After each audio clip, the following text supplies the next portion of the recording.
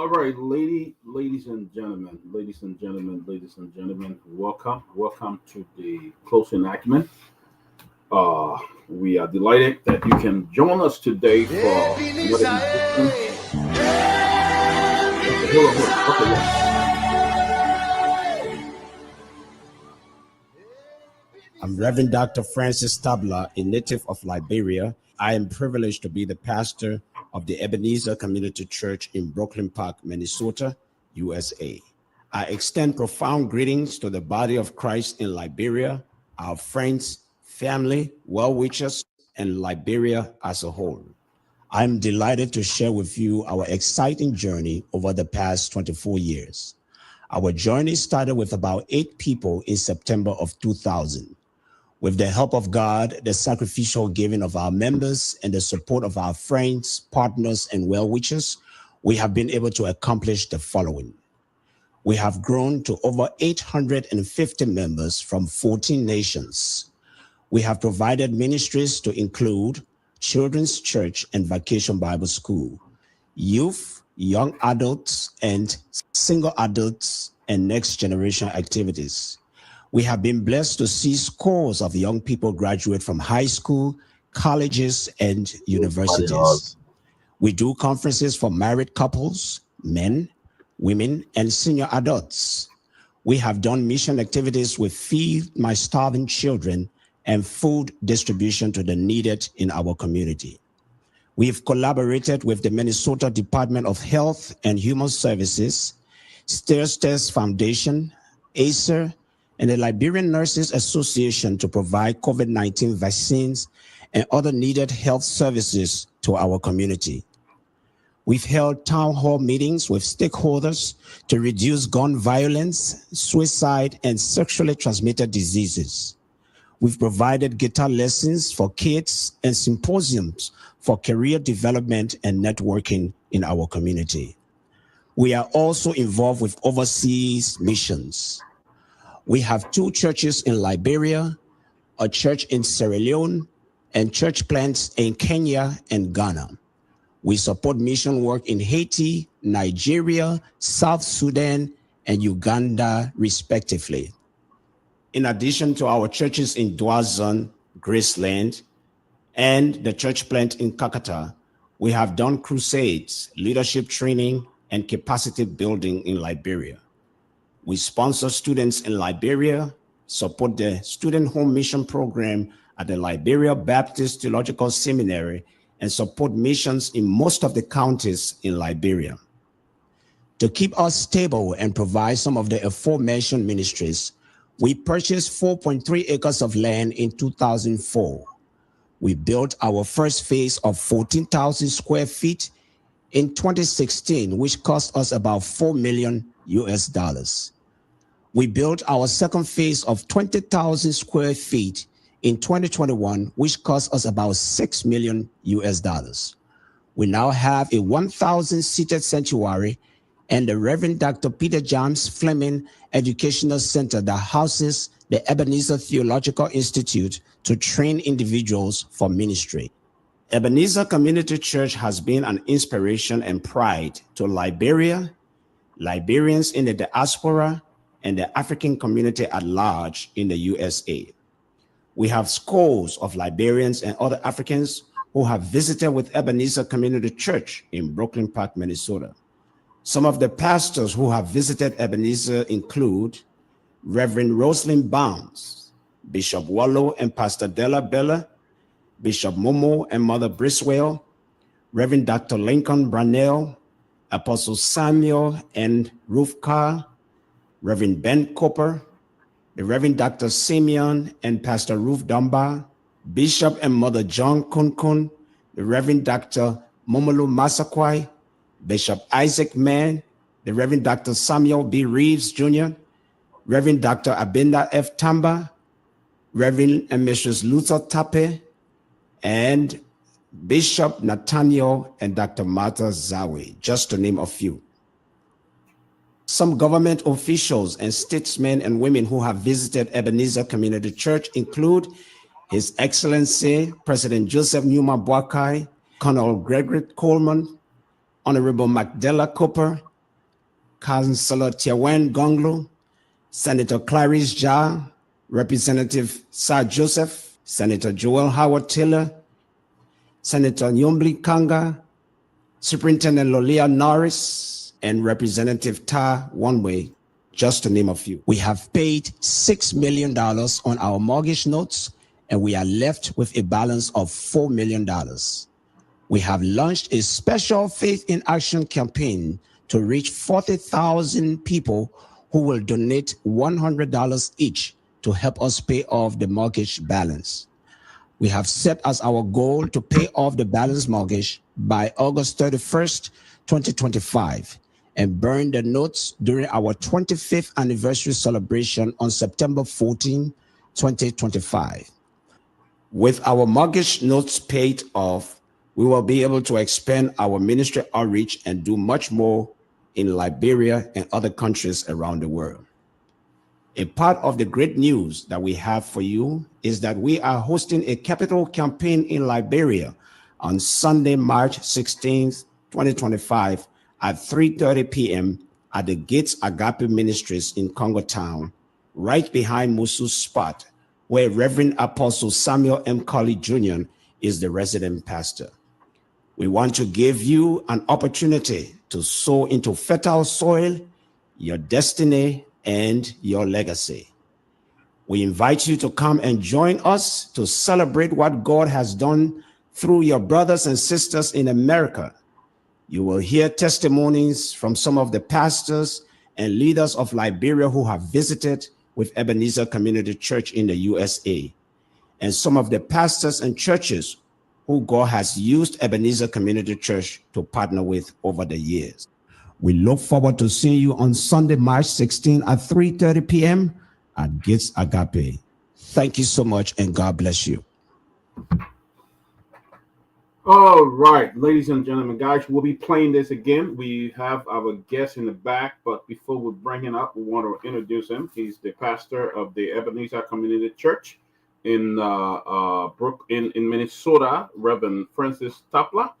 And the church is located in Brooklyn Park, 9200 West Broadway, Brooklyn Park, Minnesota. And Reverend Tapla, you just watched the video. We're going to talk about it, how it all started. This is one of the fastest growing church in Minnesota, a mega church, we'll call it, because they do have a mega building. They have over 850 members. They grew from eight members, and you saw the video of what have been doing. So tonight, it is my distinct pleasure, it's my honor to welcome to the Closing Acumen. As you make your way, guys, just share the show as you make your way, to welcome the pastor of the Ebenezer Community Church, Reverend Dr. Francis Tapla. Welcome, Pastor. Good to see you. Good to see you, Dr. Tapla. Good to see you. Thank you so much, Reverend Peabody. It's good to see you, and your co-host. It's good to see you as well. The other guys will be joining us shortly on the show, but we wanted to dedicate this this next 40 minutes to you and for the wonderful work that you are doing. We want to firstly thank God for you and for the ministry that you started in Minnesota. I remember those days when I live in Georgia and visited Minnesota. You would go to every activity. You had a little table sitting there, and inviting people and starting. And little did we know, or you know, that this would have grown into a real blessing from the Lord, and make our church, and with all that you've done over the years with ministry all over. I can say around the world now. You go to South Africa, other places, Ghana, Southern Sudan, all these places. But Grace, good to welcome Grace. Grace is one of our hosts. But Dr. Tapla, welcome. And let's start by, we show the video, but start introducing yourself. Start by introducing yourself, Dr. Tapla. All right. Once again, I'm delighted to be here, and it's good to see all of you. I am Pastor Francis Tapla, and like you heard from the video, I am a native of Liberia. All right. I came to the United States in 1997 with a family of 3 at the time to study with the intention of returning to Liberia to continue ministering As you may know, I used to pastor the Grace Baptist Church in Barnesville, Liberia. Came to do graduate work after the Civil War, the first phase of the Civil War, with the intent to return. But then while I was doing my graduate studies, the war continued to escalate in Liberia, and it became clear that we will be unable to return. And so we began to seek the face of God as to what to do in the interim, since our family could not go back into the war. And the Lord just said to us, start a work in North America that will reach out to Liberians. And he never said anything more than that. And so what we did, we survey about 7 states, all right? And when we put our survey results together, the results were pointed towards Minnesota as the potential place for a church plant. And so in May, graduated from grad school. In June, my family relocated to Minnesota, and we started the Bible study in September with about 8 people, and the rest is history. What a 8 people. You started the Bible study. You were very resilient and started it, and as you said, the rest is history. And it showed the tremendous blessing that God has shown, your commitment, your devotion, and today we've seen this church rise into a mega church in Minnesota that have been there for the entire community. You have feeding programs. So, Dr. Taba, talk to us about that. About I know you said that you started with 8 people. You had you did your survey, but tell her how challenging this was, because people often saying that doing ministry with Liberians is really difficult. Tell me how it was and how you got to this point. Yes, so I will attribute the success of the church to the grace of God. Obviously, there is no credit that Pastor Tabla can take, nor my wife, nor the leadership of the church. We ascribe all of it to God. But I guess there are some things that God can use. So, for example, we pastored in Liberia for years before coming to the United States. And so the ministry experience in Liberia were very helpful doing ministry here in America. And then there is a psychology in working with Liberians. Sometimes people complain about Liberians. They say that we are the most difficult people to deal with, and you just name it.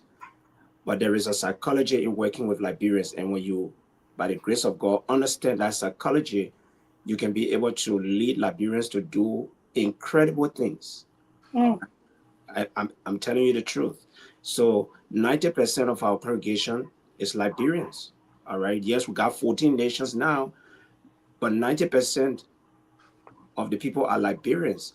How can Liberians, like you said, for the first time in the history of our country, I don't know of any other Liberian congregation outside of outside of the United States and outside of Liberia that is as mega, like you said, as this church. All right. To build a facility that cost you over 10 million US dollars. But the Lord gave us the grace on how to work with our own people, and then of course the other nationalities that came to join the church. All right. So what are the elements of the psychology to lead Liberians? One, you have to be a strong leader. You have to be transparent. You must mean what you say and say what you do. You mean. Lead with example. Lead with example. All right. So, for example, the issue of humility. When you come to Ebenezer Community Church, if you have not known me before, it will be hard for you to know that I'm the pastor of the church, because I'm a very simple man. As I'm speaking to you here, you see me in a t-shirt. All right. I'm a vocational man. I went to Booker Washington Institute. We were trained to be technical people. So we deal with t-shirt and jeans trousers. All right. But that whole issue of servant leadership, all right, and the people can see that you are really serious about what you're doing, and you are transparent, you lead by example. All of that helps you to be able to lead Liberians. Liberians are very generous people. If you teach them how to give, they will give. All right. You said a couple of things here, Dr. Tabla. You said strong leader, transparent, lead with example. But people watching, others joining, how did this vision of coming together and building a multi, because your church so far is the only mega church besides the Better World that have been around, Harvard Continental that have been around for many years. But how did this vision come to mind? Yes. So like I said, Constructing this building? so like I said, we were in the midst of confusion, and the confusion was whether to return to Liberia and go back into the Civil War or to remain here. And I'm talking about sleepless nights of confusion, all right, not knowing what to do. And so as we spent time before the Lord, he said, start a work in North America. And like I told you, we did a survey. Now, when we did the survey, we brought the results back to God and we prayed, all right? All of the indicators were there that Minnesota was the place, but the word that God gave us to undergird this vision comes from the book of John, where Jesus said, you have not chosen me, but I have chosen you and ordained you that you will go and bear fruit, and your fruit will remain. And whatsoever you ask the Father in my name, I will give it to you. All right. And so, with that mandate, we came to Minnesota. We came with what we call a map, a mission action plan. All right. We came, our target group was Liberians. We were targeting Liberians. All right. Some people complain and say, oh, you are a pastor, you come to America, you just want to follow after Liberians. That was the mandate God gave us. Go to Liberians. All right. It will be a few years later before we will get to know that this was God's strategy to get the core group of people. And then when we got the core group of people, then other nations started coming in. And today we have 14 nations, like I said. All right. That vision came directly from God. So every time there was a challenge in the ministry, we remember what the Lord said. You have not chosen me. I have chosen you and ordained you that you will go and bear much fruit and your fruit will remain. Anytime we had a financial, obstacle in the way, we remember he says, whatsoever you ask the Father in my name, I will give it. And I can tell you, I can use the rest of the evening to talk about one miracles after another, God did for us to even purchase the land. Just imagine a predominantly immigrant African church to buy 4.3 acres of land, 745,000 United States dollars. It was nothing short of a miracle. Before you talk about building the first phase, 4 million US dollars, then building the second phase, 6 million US dollars. It had to be one miracle after another. Hmm. Let me bring on Grace. I will come back to you, Dr. Toplop, but Grace Gar is one of our panelists here, and Grace, you may want to ask some questions. I'm going to come right back to you. Have a very interesting conversation. Yeah, very interesting. Well, Pastor Tapa, my name is Grace Guar. As you can see, I'm very excited having you here on the platform. I love the church. I was brought up in the church.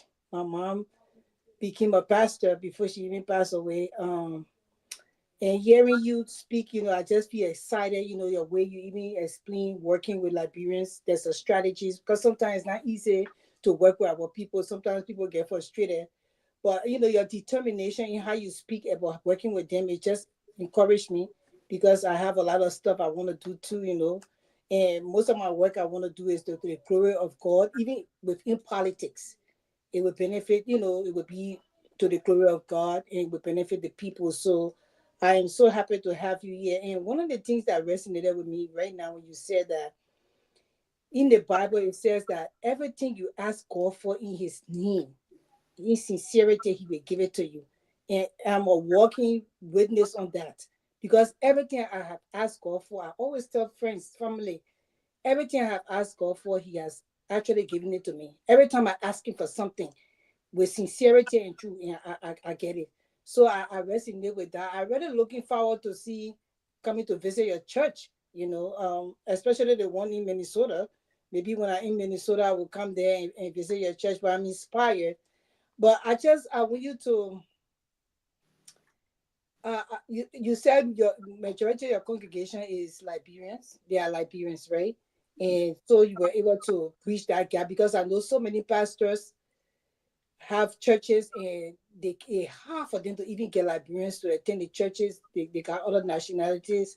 And most of the Liberian people, they would rather go to the Nigerian church or the Ghanaian church and they see their own Liberian pastor, there, they would not want to go to the church. So I know you had a strategy on, working with them and your humility. You have empathy as well, as I can see, I can feel you here right now. But can you give us any other strategy, Oh, that absolutely. yeah, Absolutely. you use, because I really want to learn from you on All how you right. were able to bring that kind of crowd. And, and, Yes. and most So, of them, majority of them are Liberians. Yeah. yeah. So when I look back now, I believe God was preparing me for this time because one of the things that happened to me was I live in different parts of Liberia. All right. So, for example, I live in a place called Kingsville, number 7. It's between 15 Gate and Kakata. I lived in Yekepa. I live in Maryland County, Harper, Maryland County, Cavallo. I went to school in Kakata.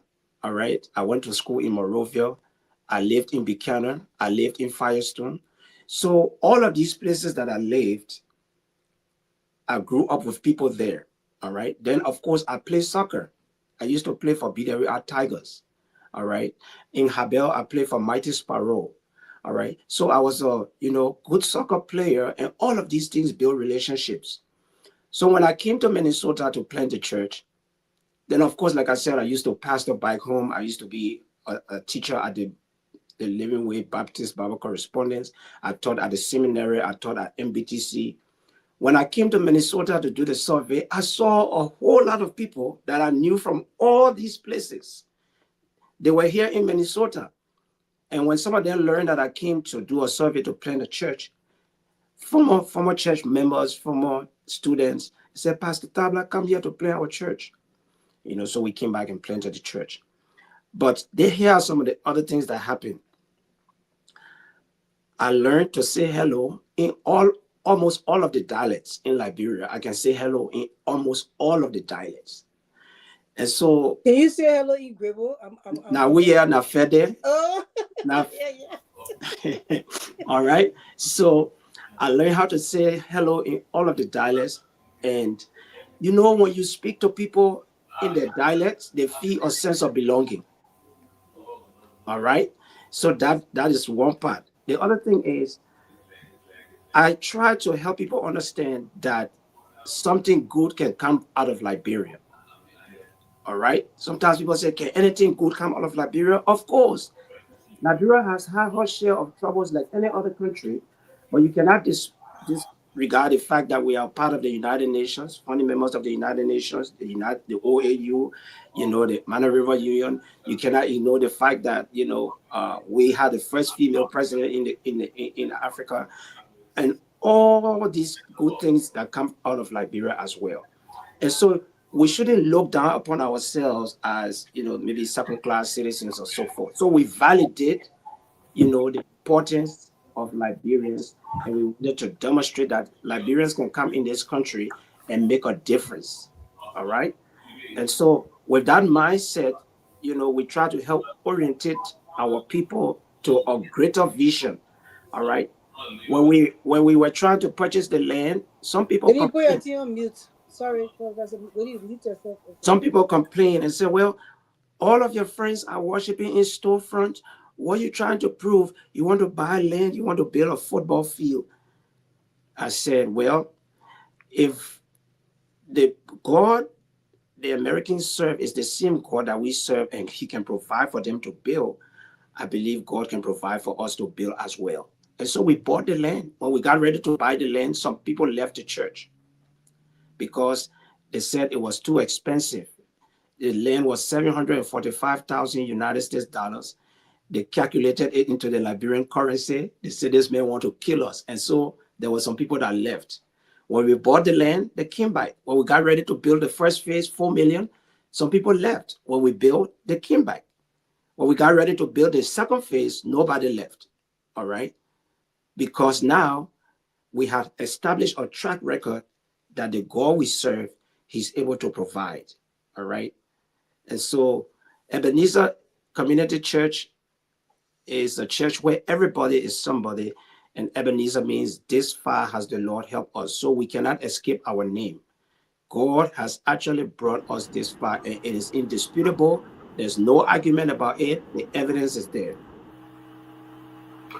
Yeah, so my second question to you would be, what are your hopes for the church in the next decade? So are you hoping to just reach to all the populated Liberian areas in America? So maybe you can come in a Pennsylvania area so we can be able to be a part of your church. Because let me tell you, for me, I stopped going to church regularly. I used to be a regular church goer. But I was not connecting with the churches I started going to. I was not connecting with them. Um, when I mean, I just play a simple role in the back. I'm not too active in the church. I can be very active, but I like to feel the vibe of the people. And then something there was not connecting for me. Because for me, I don't like the church to be like an organization. I want the church to be where I can go and feel the presence of God. Because most times the people now, they have made churches like organizations. You cannot get to enjoy the real, the connection, the one-on-one relationship with God, and you even go there to affiliate with your fellow believers. So, I'm hoping that you have plans to come in different areas, so we can get, we on the other side can get closer to your church. 'Cause if you even in Philadelphia, I'm like 2 hours away from Philadelphia, 1 hour 57 minutes. I will drive to come to service. That's how I really want to get back in the things, with serving God. But I just don't go to church regularly anymore. Yeah, thanks for your question. Well, um, we we have not been.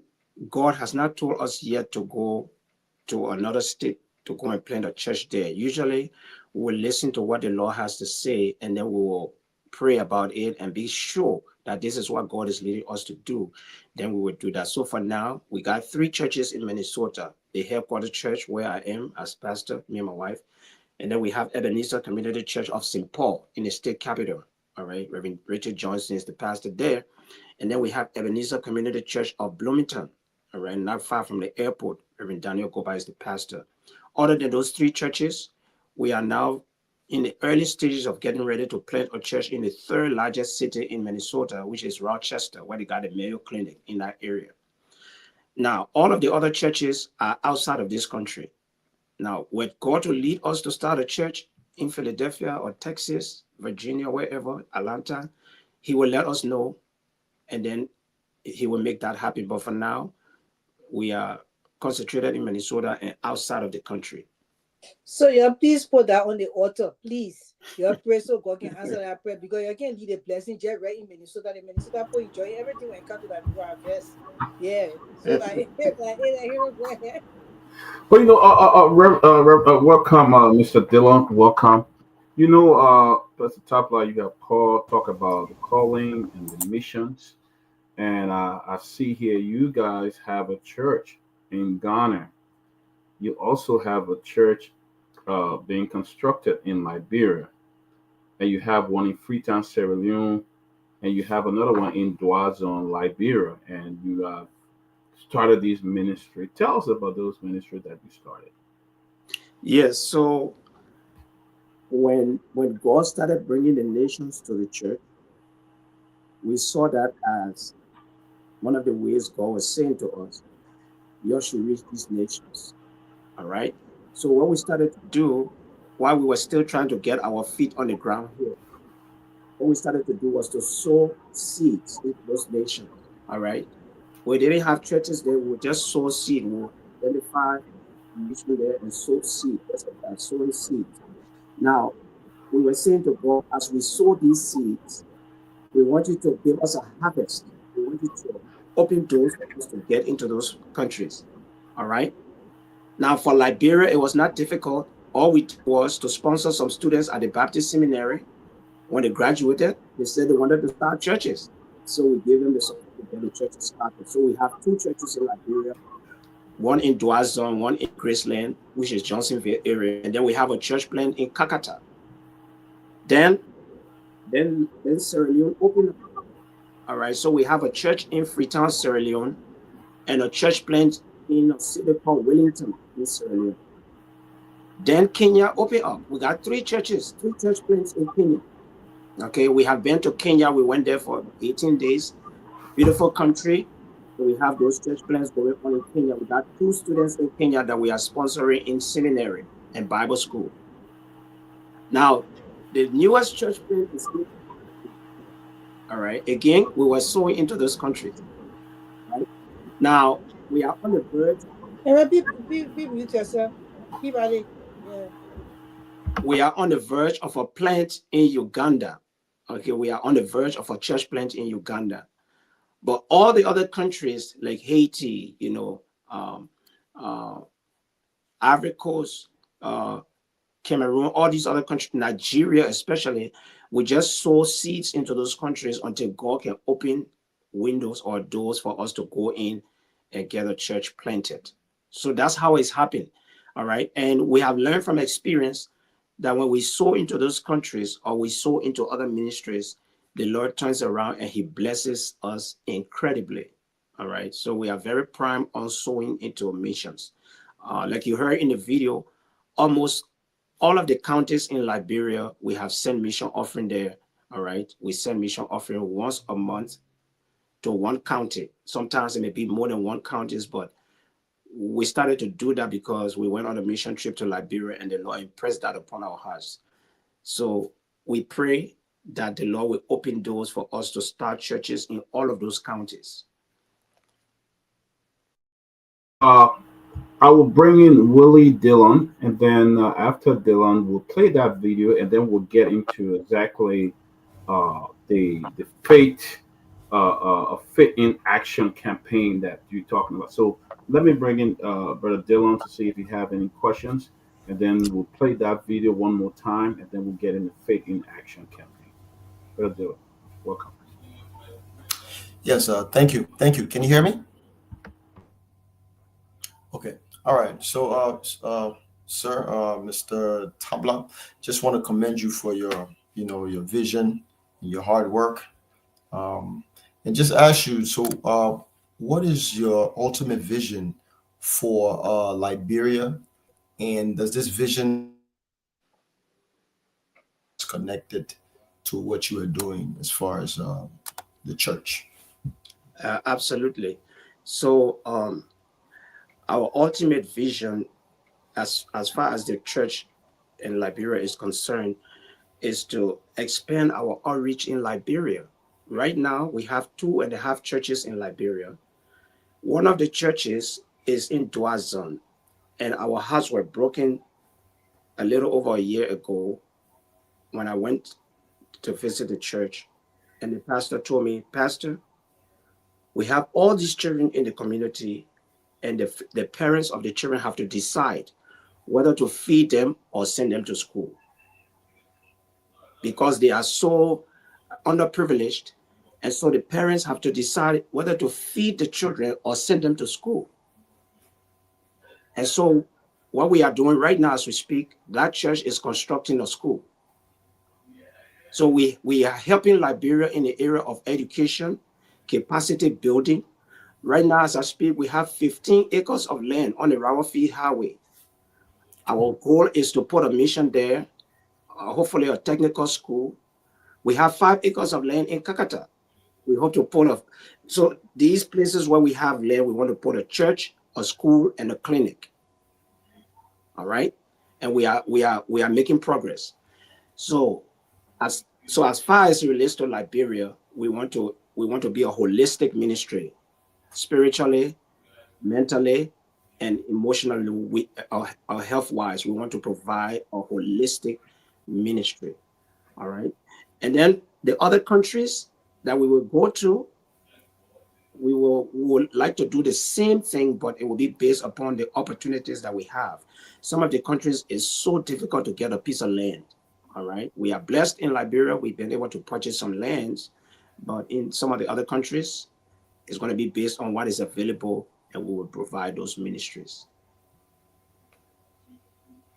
Okay. And is there any? I guess the second part of my question was: is there any way that do you have any means to which you are incorporating the diaspora. Like we have a lot of Liberians here that may want to partake in that, to say, well, they like what you're doing, they see what you like, see what you're doing, and they want to, sow seeds into the ministry in order to enable you to continue going further. Do you have anything of such in the diaspora that other Liberians can be a part of, or other people generally can be a part of, to support the cause towards, something religious, something spiritual, and to do good for humanity through what you're doing?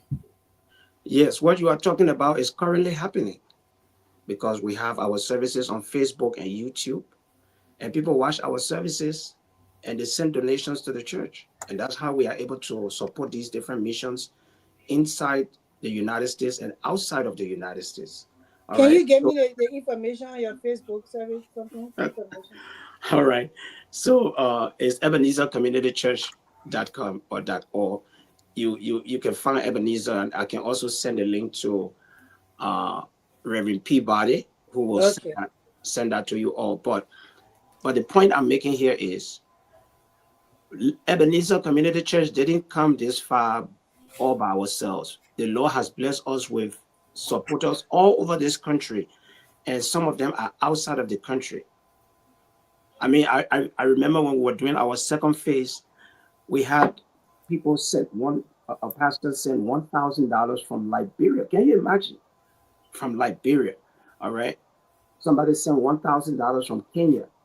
Just like that, they love the church. They believe in the vision of the church. So yes, to answer your question, we would like, and that's one of the reasons why I'm happy to appear on your program today, because we believe people are watching, and some of them, this is the first time hearing that a church like this exists in America.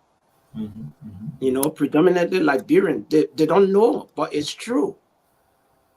And almost on a weekly basis, we have somebody that comes from out of state or somebody that comes from out of the country, and they say, we heard about this church, we just wanted to come and let our feet touch this place.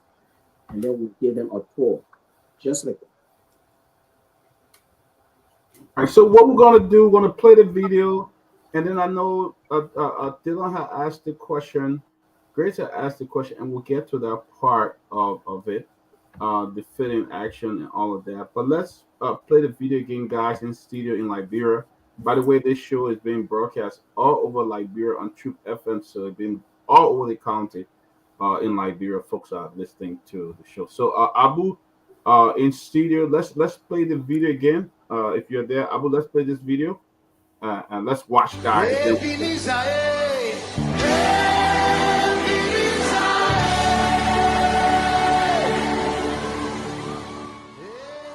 I'm Reverend Dr. Francis Tabla, a native of Liberia. I am privileged to be the pastor of the Ebenezer Community Church in Brooklyn Park, Minnesota, USA. I extend profound greetings to the body of Christ in Liberia, our friends, family, well-wishers, and Liberia as a whole. I'm delighted to share with you our exciting journey over the past 24 years.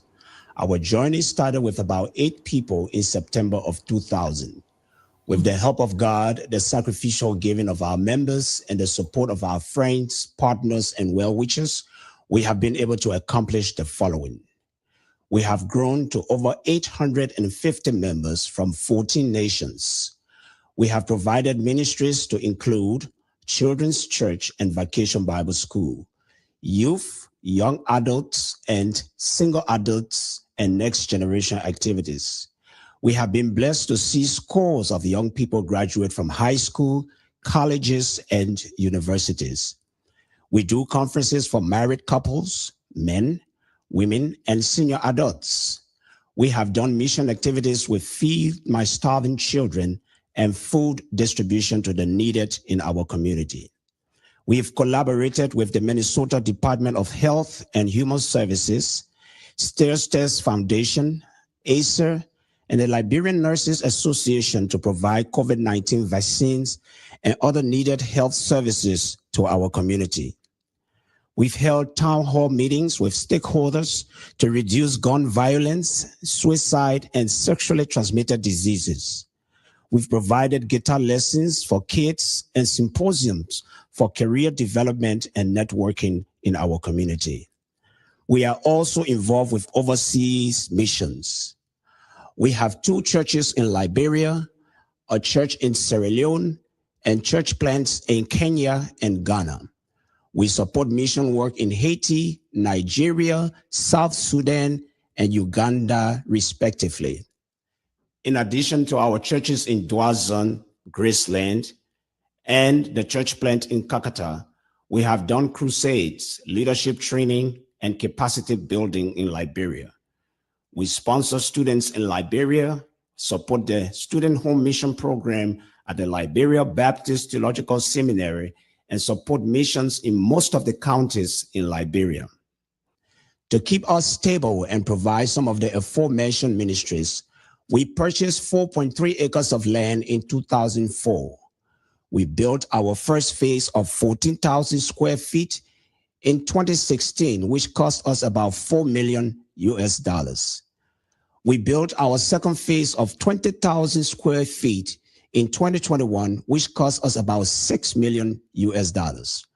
We now have a 1,000-seated sanctuary and the Reverend Dr. Peter James Fleming Educational Center that houses the Ebenezer Theological Institute to train individuals for ministry. Ebenezer Community Church has been an inspiration and pride to Liberia, Liberians in the diaspora, and the African community at large in the USA. We have scores of Liberians and other Africans who have visited with Ebenezer Community Church in Brooklyn Park, Minnesota.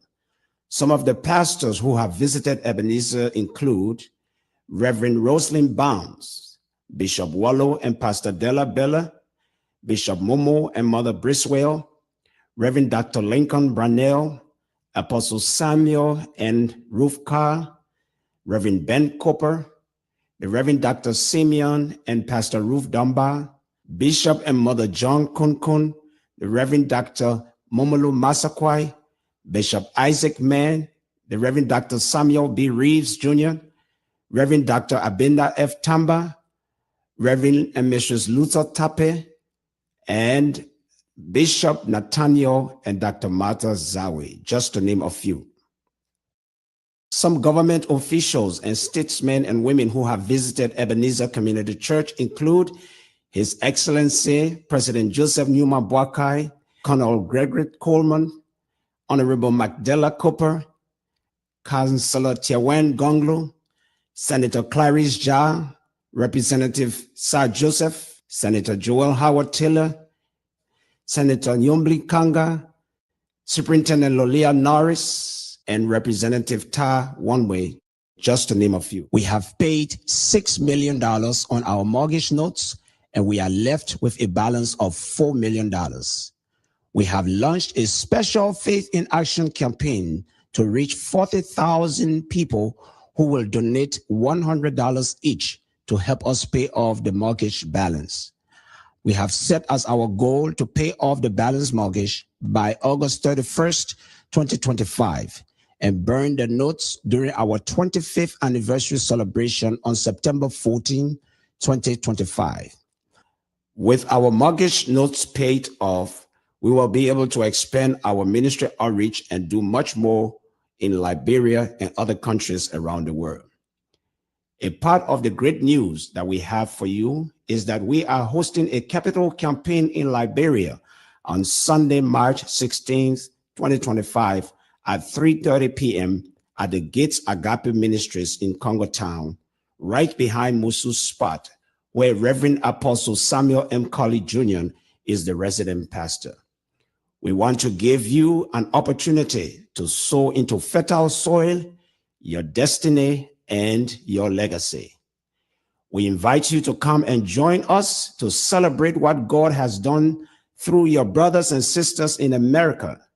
You will hear testimonies from some of the pastors and leaders of Liberia who have visited with Ebenezer Community Church in the USA, and some of the pastors and churches who God has used Ebenezer Community Church to partner with over the years. We look forward to seeing you on Sunday, March 16 at 3:30 p.m. at Gates Agape. Thank you so much, and God bless you. Wow. Water. Beautiful. Water. Right. Blessing. I'm impressed. I You know, am. I'm out of words. Yeah. Pastor, but let's get to the point here. You guys pay $6 million from a congregation that you grew from 8 to about 850, and you don't believe in debt. You want to buy this building and get out of the debt. That's the first time I heard, and people they say it from a Liberian congregation. And tonight, Dr. Tapa said 3 things. He said you got to be transparent, you must lead with example, and you must have a mission action plan. That's what he said tonight. And we've seen that through his ministry that he started, and how far it has gone. So, Dr. Tapa, you say you guys have $6 million, and you are reaching up to you want to reach up to 40,000 people that will help with at least $100 each. Talk about that, and I do have the information I'm going to put. I have the PayPal. In fact, I'm going to donate tonight. I'm going to be part of that group that is going to donate. I'm going to give $200. So you have to minus two from the 40,000 you try to get. But I'm excited, and I'm going to put it up. But talk about that, Pastor. Talk about it. Yes, so thank you so much, and I want to thank you in advance for your donation. So yes, on June 26th last year, I was right in the same office raising some money for another group. All right. And I sensed the presence of God in my office, and he said, because we've been waiting on the Lord. All right. We dedicated this building since 2021 September, and we've been waiting on the Lord to give us the strategy to raise the balance to pay off the $4 million. Actually, it was 7 million, but we paid it up to 4 million last year. And so I was in my office and I just heard a voice, Francis, when you reach 40,000 people who will give $100 each, you will raise 4 million, just like that. And it was like my office lit up. I was so excited. I mean, it's so clear of vision that you can run with. Is it possible to reach 40,000 people in this country? Absolutely. All right. And so we communicated that vision to the church members, and we've been running with it. All right. So yes, we want to reach 40,000 people, but even of the 4 million, our church is coming up again with 1 million. Wow. All right. Yes, the church Wow. members, our contribution is going to be 1 million. Wow. Of the 4 million. All right. Now, so people like you just said you will give 200. I just sent it. Already gone.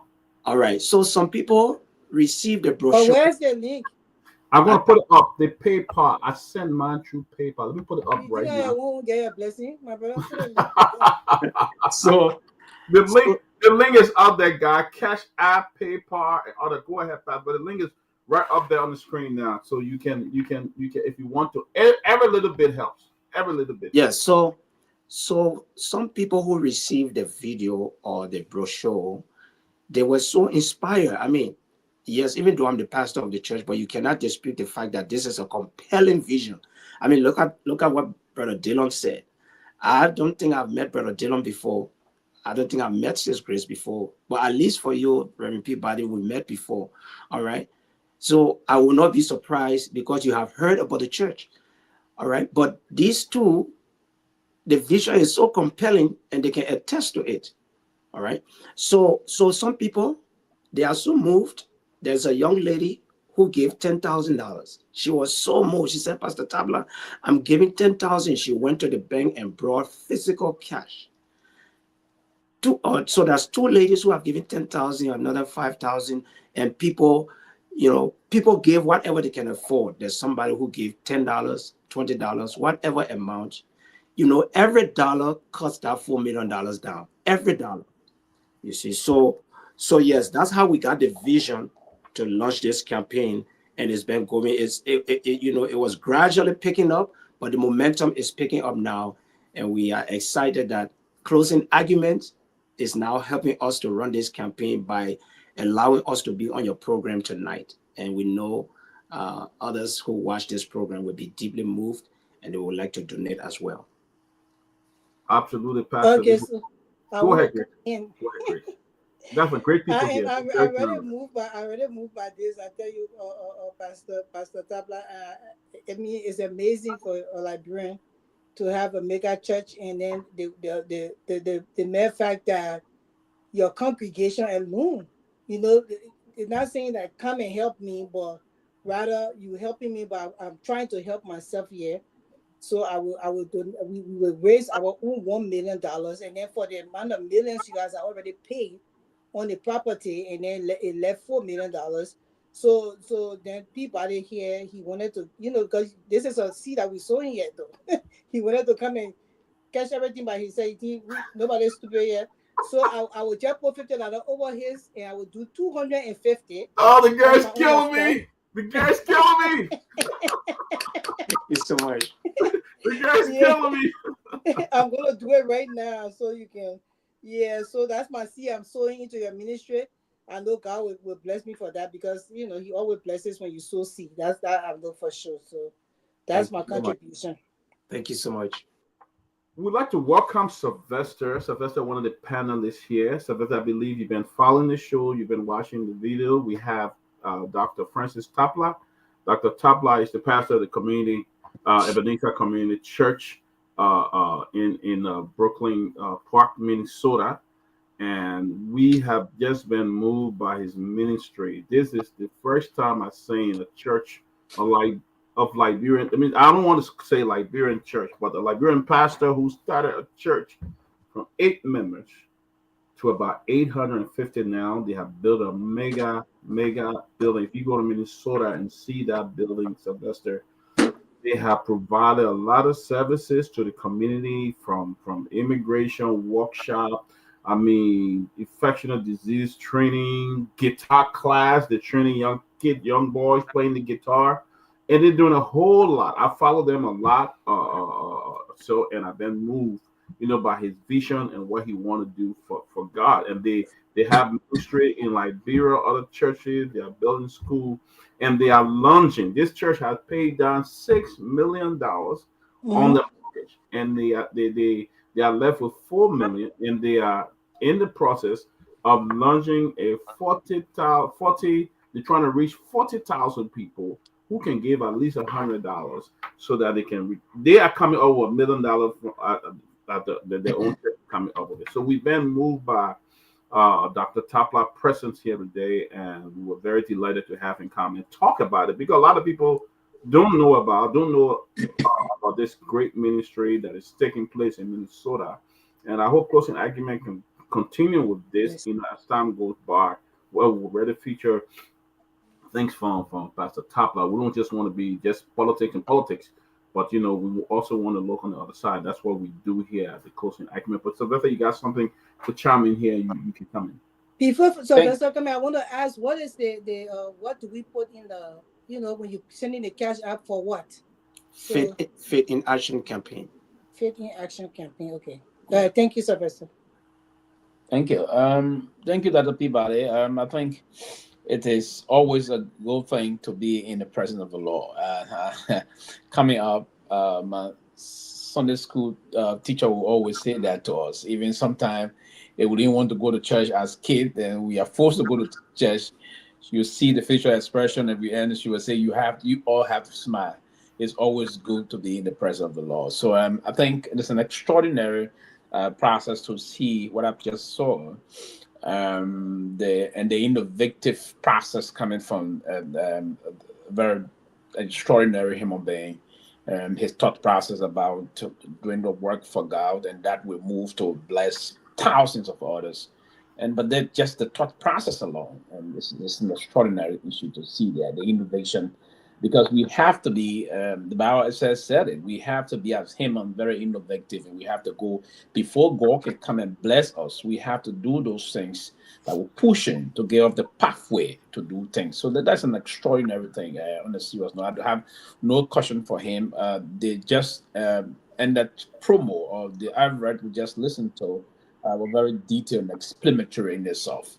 And the brief time I had listened before coming on the show, I was very moved and mesmerized by the message I heard, the kind of way you did things and the rest of that. So it is a huge opportunity for all of us to be part of this process. I think it's good now that you are, as a soldier of the law, moving out trying to build more soldiers so that we all can get in the battlefield to fight and bring this issue about to liberation, about to salvation. One of the major things is, and the part of this issue you're doing is not only on the basis of trying to touch young people, build their mindset out, build their capacity, but helping people to sustain their own salvation, right? And one of the major things I believe about God is not basically the miracle aspect of things, but to how we build salvation and the rest of that. So, Dr. Tapla, let me appreciate you for what you do, and let me encourage you to do more on the more serious note. This is going to go a long way in encouraging others. They may not just be in the process about creating another church, but the diversity of thought process in different areas, if you will. But to be a Liberian, one of us, coming here and be that very detailed and innovative to have these things done. The fact that you did the vision to even target, and that was a very good strategy, right? To target 40,000. You're in a country of almost 400 million people, and the intent is to target 40,000. That is sort of very strategic thinking us out the box. And I believe that's a vision that can be achieved. That's something that can actually be deeply, deeply achieved and moving on. So, having said that, I'm encouraged by this process. We look forward to being in that elephant. That's a huge elephant. I don't know the description of it. I wouldn't want to imagine kind of doing a kind of a description of that elephant. It's an extraordinary elephant.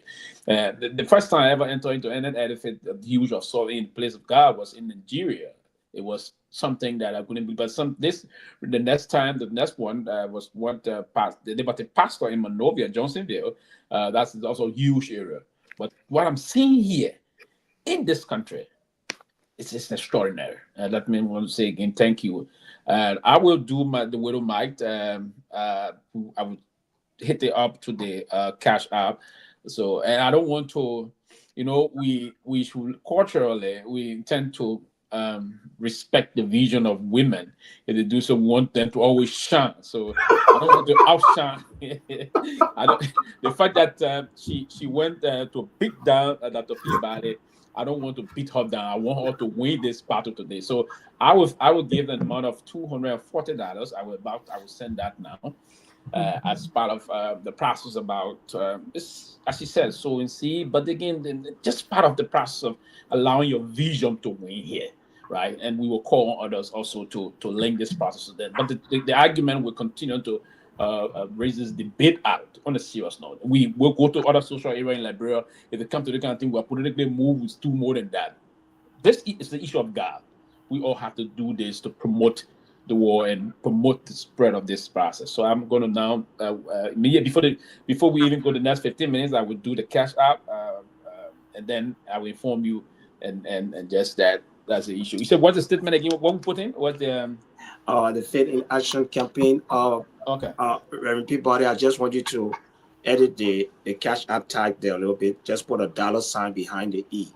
Okay. Oh, $sign. Yeah, you're right. You're right about that. Yeah, let me go back and redo that. You're right about that. You're right. Yeah. You're right And that first Cash App tag is the most usable one for this campaign. The first one. Yeah. So, but because when you put it there, it says the Ebenezer Community Church. Yeah. Okay. When you put it on Cash App, it says that the Ebenezer Community. Okay, I just send the money. So I'm sure that's they say Faith in Action. Yeah, that's it. Faith in Action campaign. Yeah. Mm-hmm. Yeah. Well, can you edit it so we can just see it? Yeah. Okay. Edit it. Let me get what's your full name, Brother Sylvester? What's your full name? The name is Sylvester Pewee.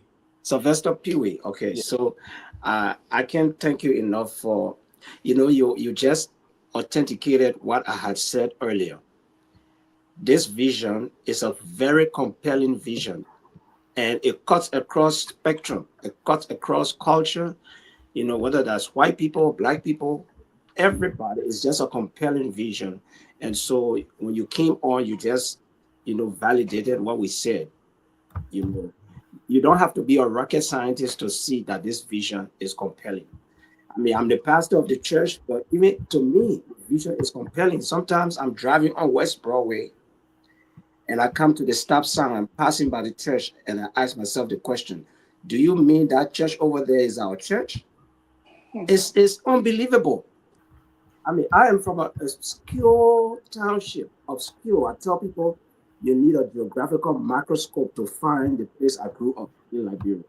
From obscurity, but God can bring you from obscurity to be able to lead people to do something tangible and substantial.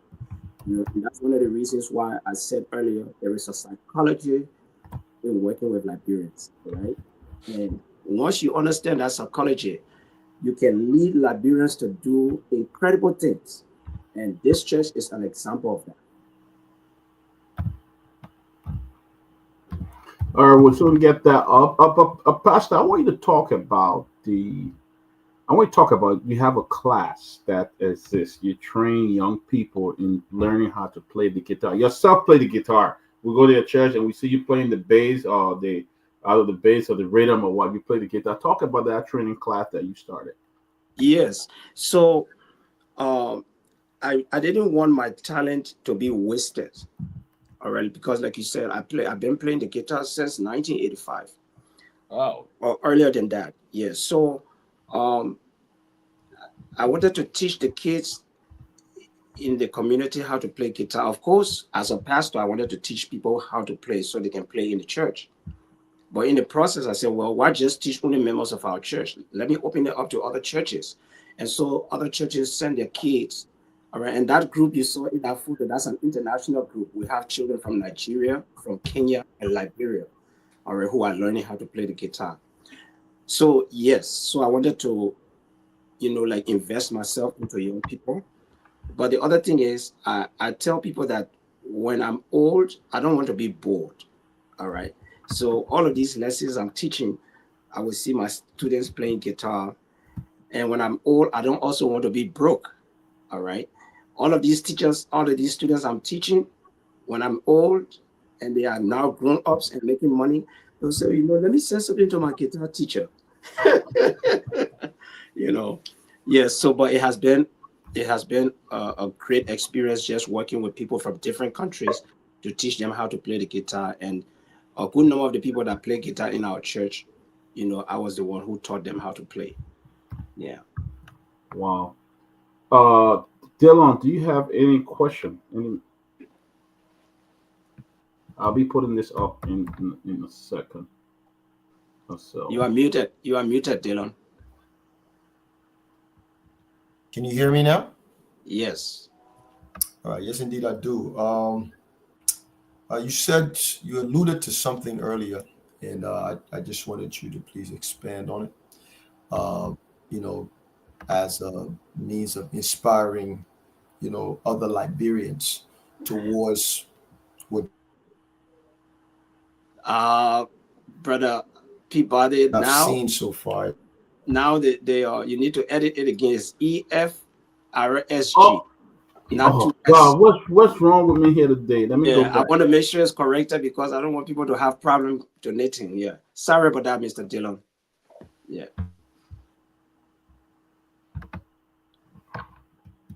Yeah, you can go ahead with the question while he's working on that. I think Dylan is person. Is there was the Ebenezer Community Church? Yeah, that's it. It's something on here. They say the dollar sign EFRSG. That's it. That's it. Yeah. Yes. Okay. You need to fix that thing, people, before the people can send the money to different places. I know. We really need that money. Exactly. We got to pay all that church. So the people can watch it God freely. Like, we need all the press. Yeah, so I thank you. But Dylan, if I wanted to ask you, how do you stay grounded in your faith? Yes. For the pressure of leading that kind of mega church, the congregation. Mm-hmm. How do you stay grounded, and what advice will you give to other pastors who are inspired to lead a mega church? Yes, thank you so much. So yeah, I think mine went already. Okay. Yes. So my philosophy of ministry is PhD, PhD. And sometimes when I say PhD, people think about academic degree. No. My philosophy of ministry, PhD, is prayer, hard work, and dedication. Prayer, hard work, and dedication. Um, we have we have spent substantial amount of time in prayer, spending time before the Lord, because it is when we spend time before the Lord that we can hear, that vision to come and plant the church here. It was a consequence of spending time before the Lord that He gave that vision.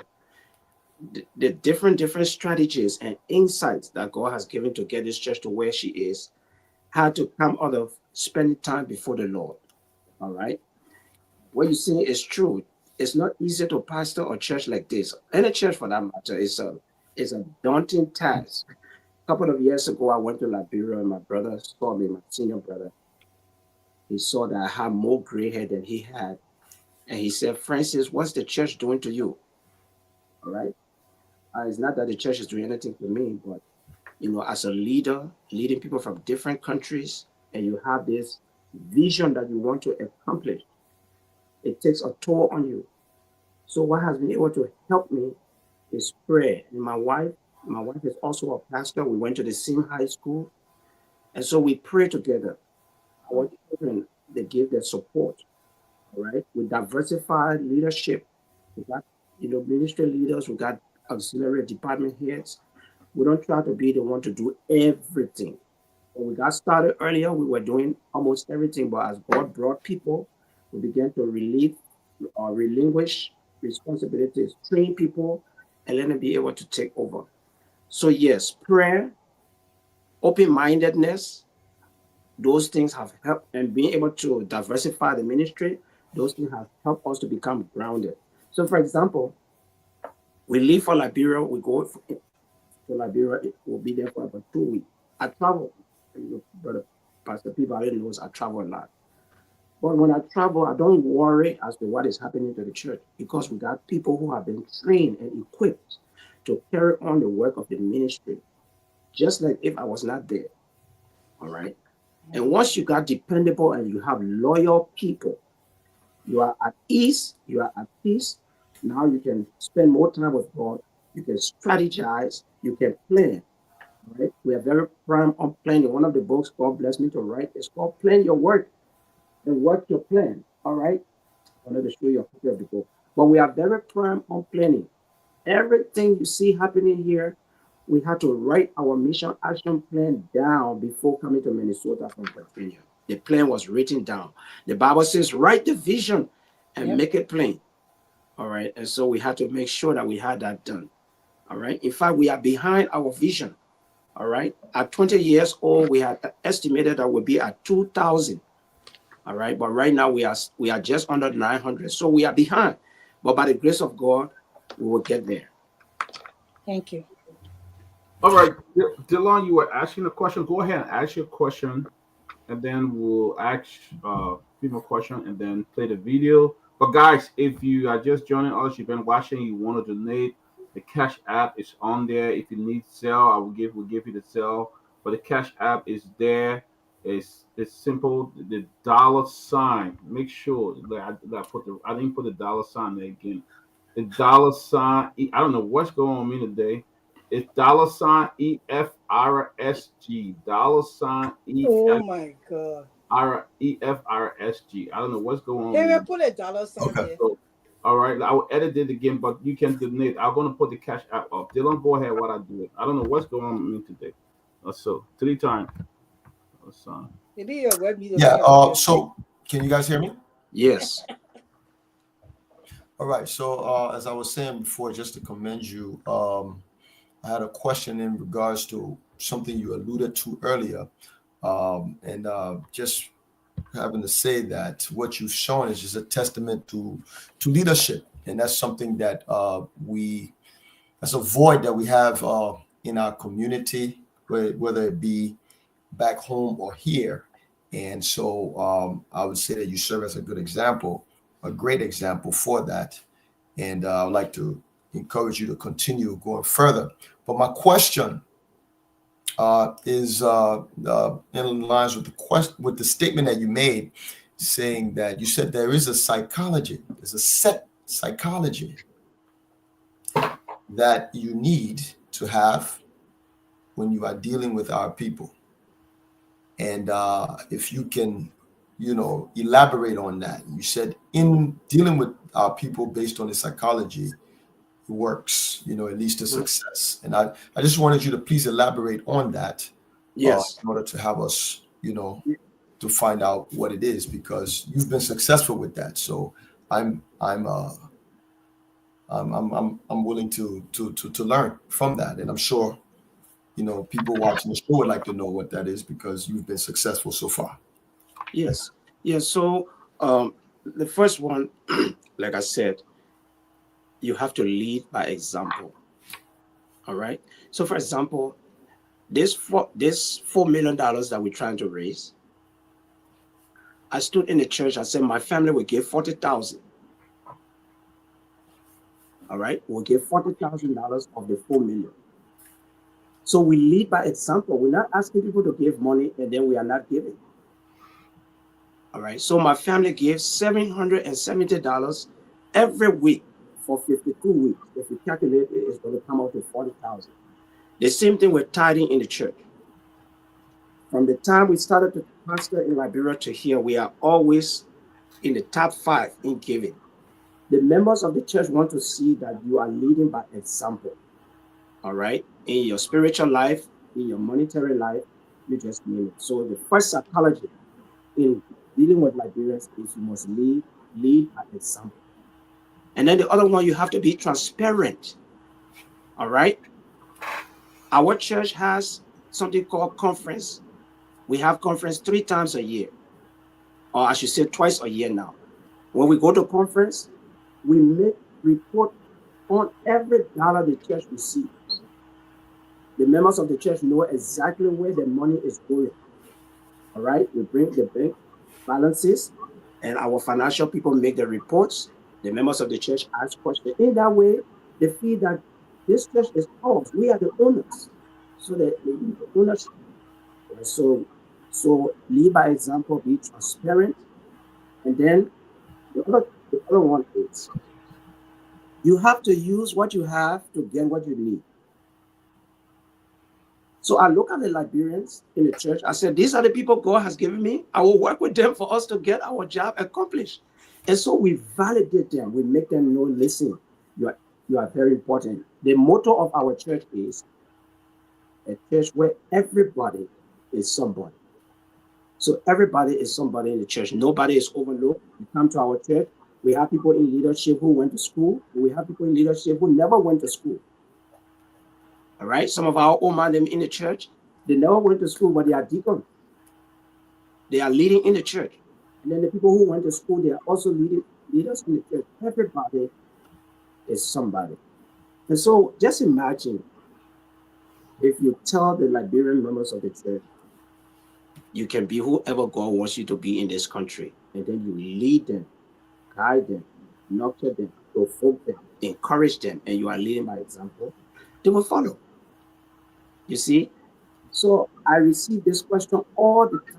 I travel across the country, I travel outside of the country. People ask me, how did you manage to lead Liberians to do something like that?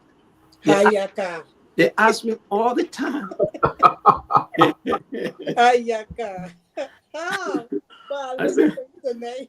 I said, well, it's a sign of leadership that you understand it. And they ask me all the time. They say Liberians are full of trouble. I say, well, I beg to differ. I see Liberians differently. I see Liberians as people who you can get to do things if you know how to lead them. All right. So I just see them differently. I don't see them as people who are full of problems and you can't get anything good out of them. Sometimes I brag. I say, how you can look at somebody like me? I'm from Liberia. Look at me. Look at my fellow Liberians. How can you look at us and say nothing good can come from all of Liberia? What are you thinking about? You see, and we have made significant contributions to the world. All right. So I hope this expansion that's helped. If I get your address, I can send you one of my books, complimentary copy. plan your work and work your plan. I wanted to get you a copy to just look at, but Yeah, but Reverend, talk about that book. I know I bought a copy of that book a couple of years ago. Is it available on Amazon? it is available on Amazon. Yeah, Okay. but it's plan your work and work your plan. The book, it's just part of the learning experiences for leadership that God helped me to know along the journey.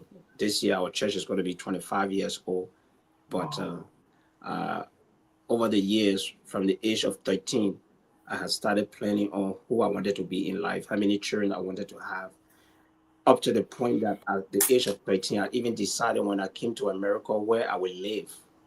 I had all that planned. All right. Now, some of my plans didn't work out, and I praise God they didn't work out. And one of the humorous one is, at the age of 13, I made up my mind that if I came to America, I would never live in Minnesota. Never. All right. And the reason was, when I first heard about Minnesota, I heard about the snow. All right. I saw the photo of James Botte. James Botte was studying here in America, in Minnesota. I saw the snow. And I said I would never live in Minnesota. I would live in Texas because my father went to military school in Texas. So where am I living now? Where am I pastoring now? In Minnesota. So God had a different plan for me. But at least I had a plan. All right. They say failure to plan is planning to fail. Yeah. All right. So I will send copies of the book to you, sir. You have to have a plan, and then God will direct your path. That's what he said. He said, commit your plans unto the Lord, and he will direct your path. You are right. Mm-hmm. I want to do one more of this the video one more time, and then guys, if you want to help, it's a cash out. Every little bit help. Any little thing help. $2, $5, everything help. And I know, but our prayer is that Pastor Tapla will come back on the show and will feature some of his work he's doing in Minnesota more often, because I think he deserves our praise for the wonderful. I know God deserves a greater praise, but he also deserves a praise for the work that he's doing. So let's play this video one more time, and then Pastor Tapla will come back and give his parting statement. We're very happy to have him here. The cash app is there. If you need Zelle, we'll give it to you as well. So let's get this back. Guys, let's do this. In studio, let's play the video. You want to play the video again?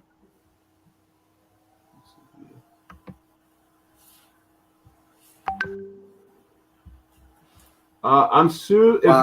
Can you play the video?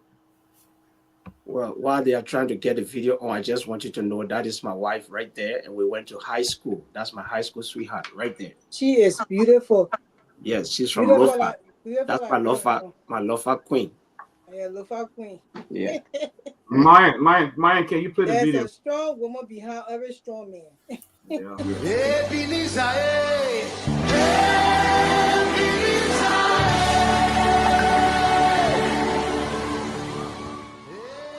I'm Reverend Dr. Francis Tabla, a native of Liberia. I am privileged to be the pastor of the Ebenezer Community Church in Brooklyn Park, Minnesota, USA.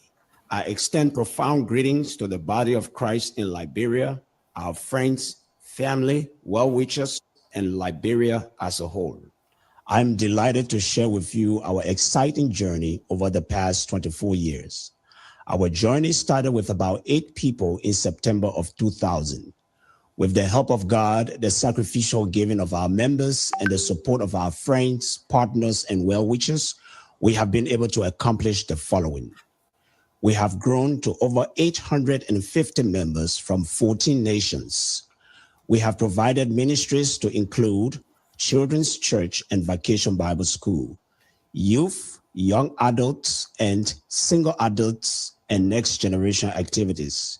We have been blessed to see scores of young people graduate from high school, colleges, and universities. We do conferences for married couples, men, women, and senior adults. We have done mission activities with Feed My Starving Children and food distribution to the needed in our community. We've collaborated with the Minnesota Department of Health and Human Services, Stirsters Foundation, ACER, and the Liberian Nurses Association to provide COVID-19 vaccines and other needed health services to our community. We've held town hall meetings with stakeholders to reduce gun violence, suicide, and sexually transmitted diseases. We've provided guitar lessons for kids and symposiums for career development and networking in our community. We are also involved with overseas missions. We have 2 churches in Liberia, a church in Sierra Leone, and church plants in Kenya and Ghana. We support mission work in Haiti, Nigeria, South Sudan, and Uganda, respectively. In addition to our churches in Dwazon, Graceland, and the church plant in Kakata, we have done crusades, leadership training, and capacity building in Liberia. We sponsor students in Liberia, support the Student Home Mission Program at the Liberia Baptist Theological Seminary, and support missions in most of the counties in Liberia. To keep us stable and provide some of the aforementioned ministries, we purchased 4.3 acres of land in 2004. We built our first phase of 14,000 square feet in 2016, which cost us about $4 million US. We built our second phase of 20,000 square feet in 2021, which cost us about $6 million US. We now have a 1,000-seated sanctuary and the Reverend Dr. Peter James Fleming Educational Center that houses the Ebenezer Theological Institute to train individuals for ministry. Ebenezer Community Church has been an inspiration and pride to Liberia, Liberians in the diaspora, and the African community at large in the USA. We have scores of Liberians and other Africans who have visited with Ebenezer Community Church in Brooklyn Park, Minnesota. Some of the pastors who have visited Ebenezer include Reverend Rosalind Barnes, Bishop Wallow and Pastor Della Bella, Bishop Momo and Mother Briswell, Reverend Dr. Lincoln Brunell, Apostle Samuel and Ruth Carr, Reverend Ben Cooper, the Reverend Dr. Simeon and Pastor Ruth Dunbar, Bishop and Mother John Kunkun, the Reverend Dr. Momolu Masakwai, Bishop Isaac Mann, the Reverend Dr. Samuel B. Reeves Jr., Reverend Dr. Abinda F. Tamba, Reverend and Mrs. Luther Tape, and Bishop Nathaniel and Dr. Martha Zawe, just to name a few. Some government officials and statesmen and women who have visited Ebenezer Community Church include His Excellency President Joseph Numa Boakai, Colonel Gregory Coleman, Honorable Magdala Cooper, Councillor Kehleboe Gongloe, Senator Clarice Jah, Representative Sir Joseph, Senator Joel Howard Taylor, Senator Nyombli Kanga, Superintendent Lolia Norris, and Representative Ta Onwe, just to name a few. We have paid $6 million on our mortgage notes, and we are left with a balance of $4 million. We have launched a special Faith in Action campaign to reach 40,000 people who will donate $100 each to help us pay off the mortgage balance.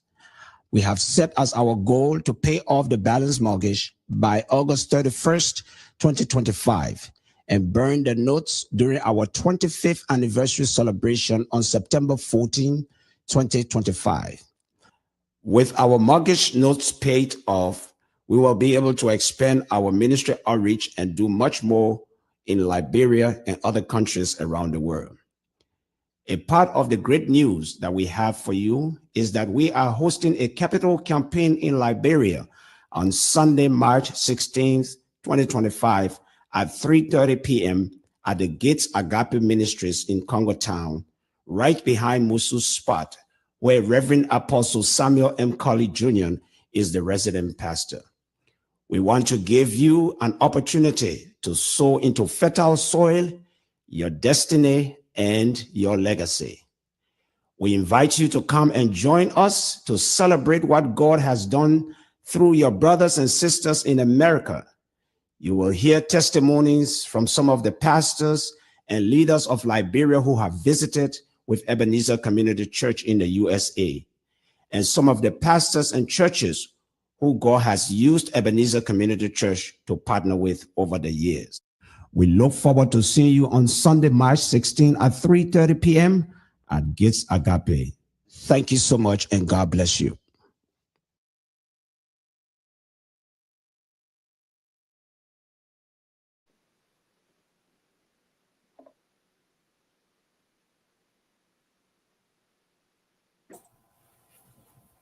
That's phenomenal.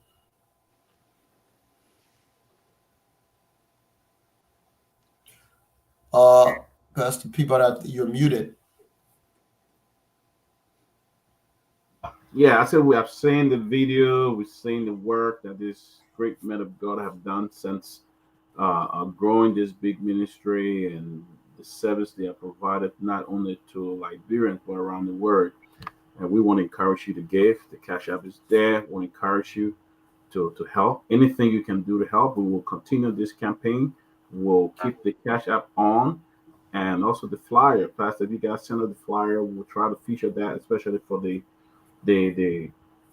what you're going to be doing in Liberia on March. You said March 16th or so? Yeah.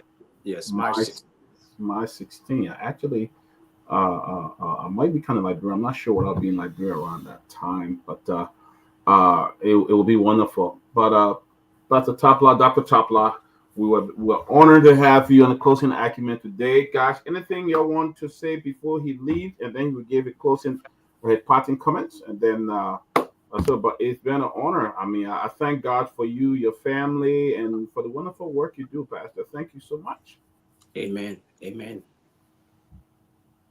Any guys, you want to say anything before? Yeah, Pastor Tabla, I just like to thank you for coming on. You know, my husband is a gospel artist. He was just telling me that he knows you very well. He's supposed to be a minister into your church sometime in I think in September with Pastor Puni. I think you know Pastor Puni. Moses Yes. Puni. Yes.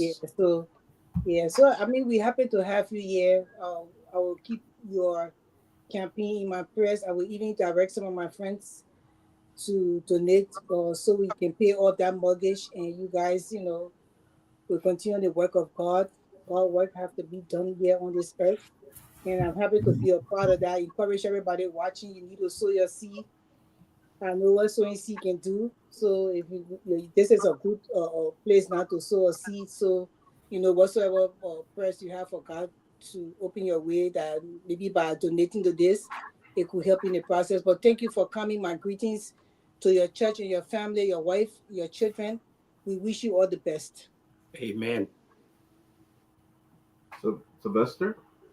Oh yes, I mean, I just want to say thank you to the men of God. It's a great thing here to be here, directly interacting with you. I wish you all of the best, and I will hope that you also want to extend and expand the campaign back home in Liberia, where people from the villages, the town, they want to see a reason to even contribute their little mite. If there's $10 billion, that can be. It got a lot of.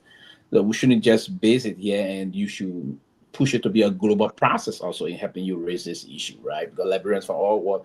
No, I don't have to be in America to seek a blessing from that church, right?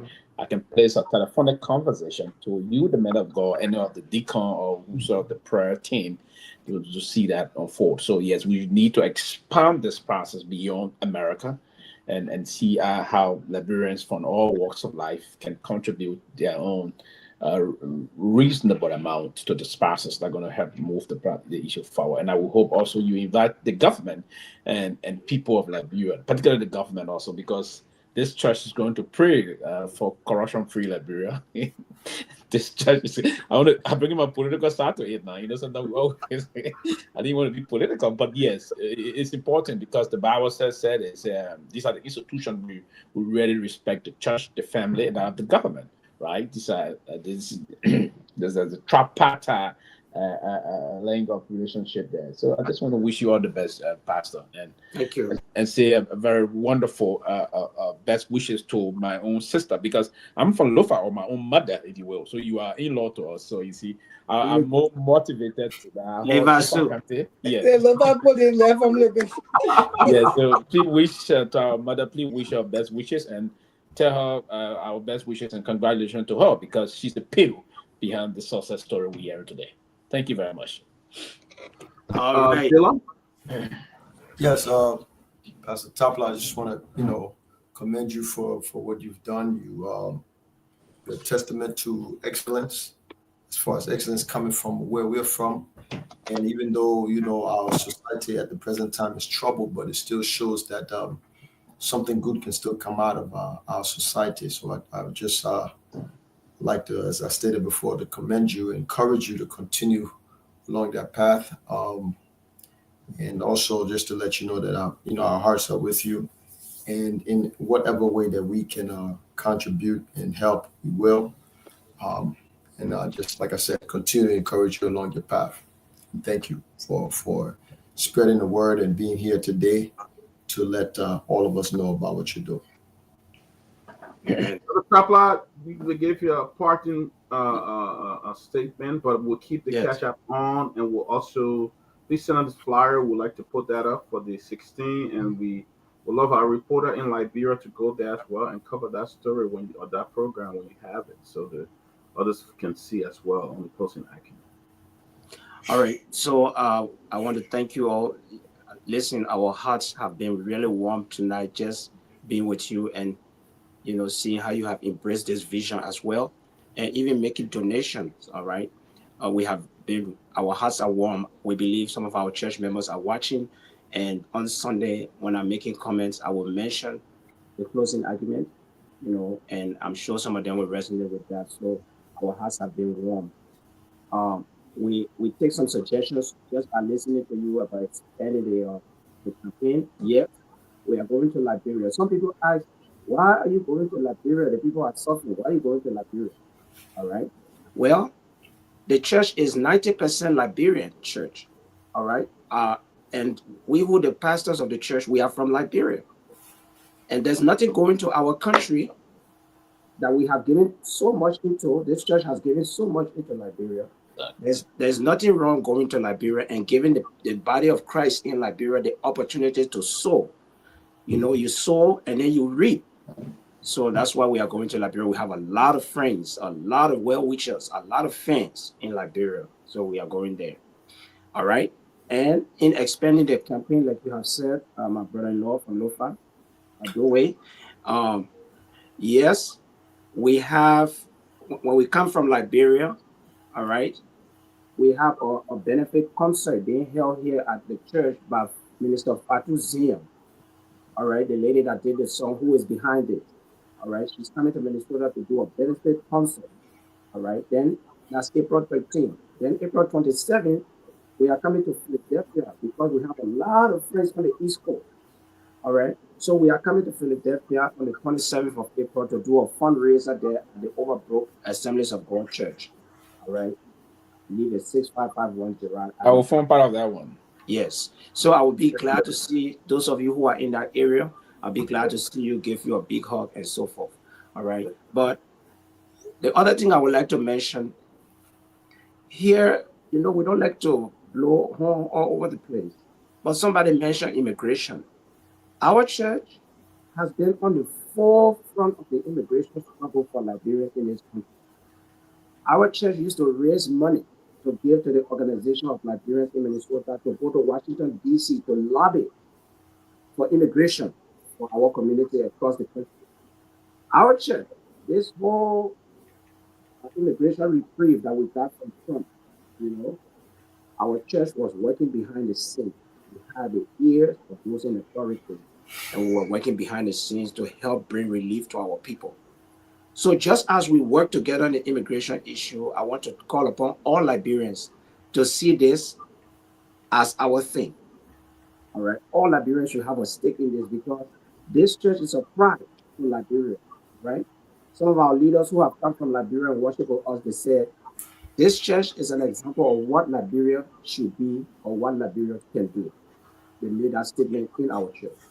All right, so if you are watching, We want you to step on to the plate and say, this is our fellow Liberians in Minnesota, and we'll do everything that we can to help them be successful. Once again, we want to thank you for giving us a slot on your show tonight. We feel so humbled that you could allow us to come, and we have every reason to believe that God is going to bless your network and continue to expand your horizon. Thank you so much. Thank you so much. Thank you so much. God bless you. Say a prayer for us, Pastor. Say a prayer for us before you leave in the country. We love it. Yes. Yes. All right. So I'm going to do that. I just want you to know that my wife is a very strong prayer warrior. My wife prays for Liberia until she sobs. Liberia is very special to her. And so I will do that in her honor as well, as a tribute to my wife who loves Liberia and prays for Liberia. Father, I want to thank you tonight for Reverend Peabody. I thank you for Sister Grace Guar. I thank you, Lord, for Brother Sylvester Pewee. I thank you for Brother Dylan. Thank you that they could take off their time to come to talk about your work, the Ebenezer Community Church. They could have been doing something else, but the fact that they took the time to even talk with me, I pray you will bless each of them in a special way. Bless their family, their children, and bless this network. Lord, may we see the expansion of this network, Lord, at home and abroad. And Father, the fact that we are all Liberians will come to stand in the gap for Liberia. Liberia is a very beautiful country, a very nice country, Lord, but we have been deprived. We have been deprived of good leadership over the years. It has really affected us. And so we pray in the name of Jesus Christ, you will raise up, Lord, more godly leaders. You will raise up leaders who are nationalistic, leaders who are patriotic, leaders who are not self-centered, but want to see the interests of the nation. We pray for Liberia. We come against, Lord, the proliferation of drugs, Lord, and all of these diabolical things that are happening. We pray you will rescue Liberia from herself, oh God, and put her on the trajectory that she can be one of the nations amongst the nations. So we just want to thank you and we praise you, even for the opportunity to pray for Liberia. We thank you. Bless us now as we go. In Jesus' name. Amen. Amen. Amen, Reverend. Thank you. Reverend Tama, before you go, I just wanted to say one thing, right? In the Bible, in the book of John, they questioned Jesus, said, "Oh, can any good thing come from Nazareth?" There you go. There you go. He was an example that a good thing could come from somewhere where people thought nothing good could come out of.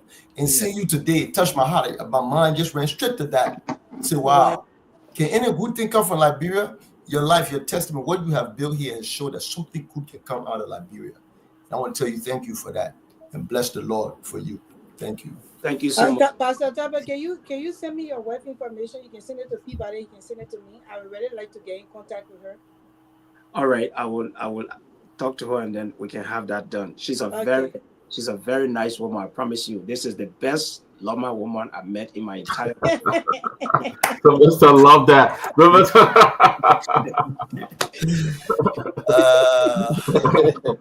Yeah. All right, Pastor. God bless you. Thank you.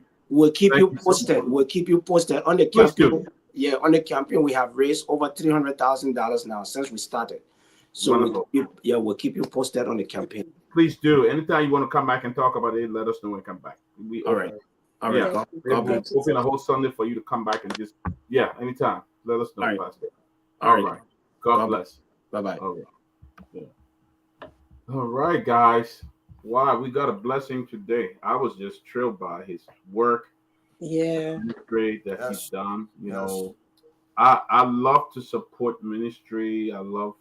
And I think that's one of the best ministry that he's done. He started that ministry all the way back, and to see how it has grown.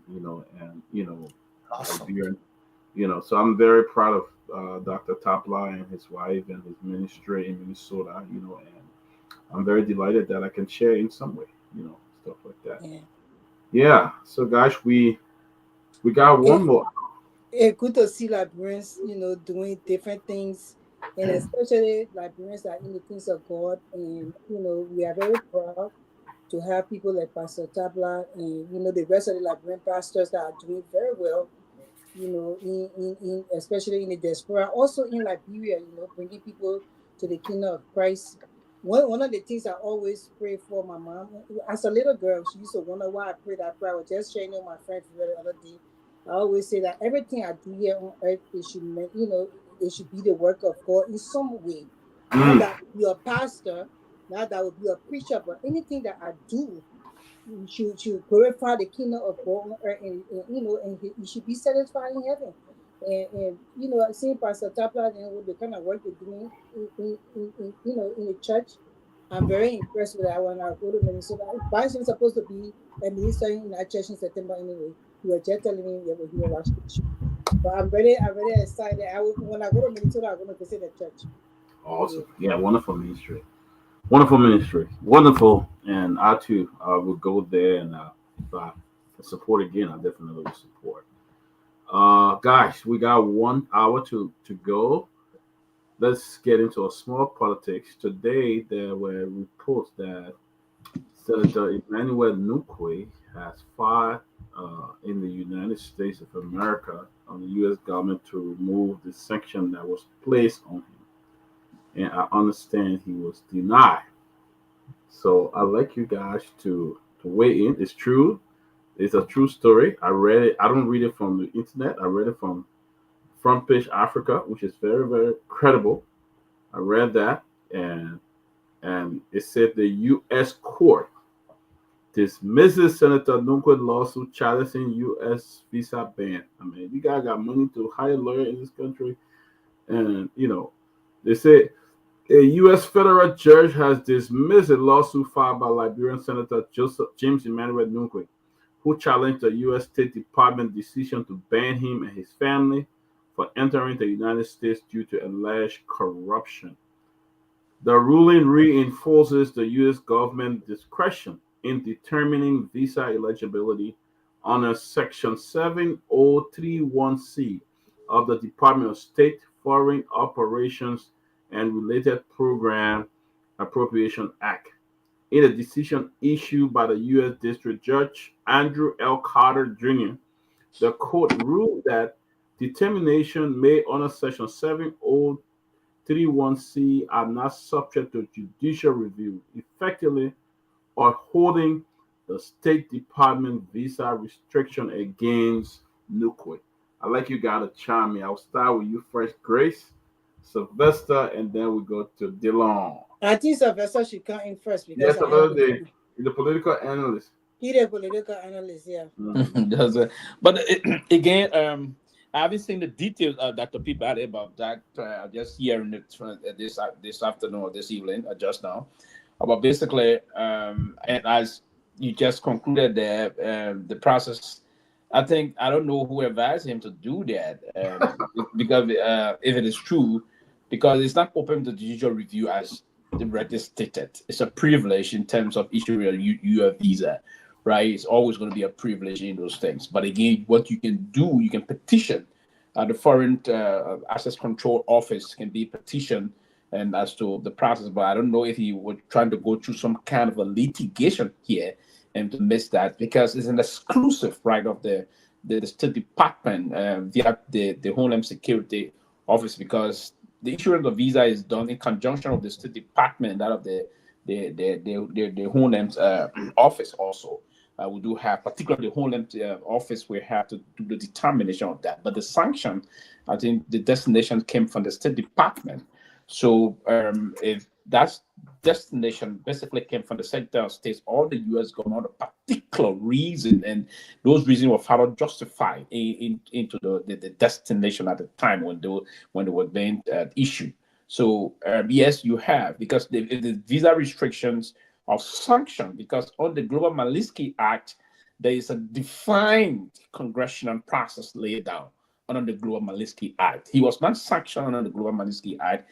So basically, so I don't have all of the details. Sometimes I love to be a little mindful where I don't have detail to speak to issue. But again, as per what you read, the conclusion there is emphatically true that it is not open to judicial review, and in terms of that, where you will fight the court but there can be a petition to either the State Department or the requisite institution that did sanction him or put the restriction on him.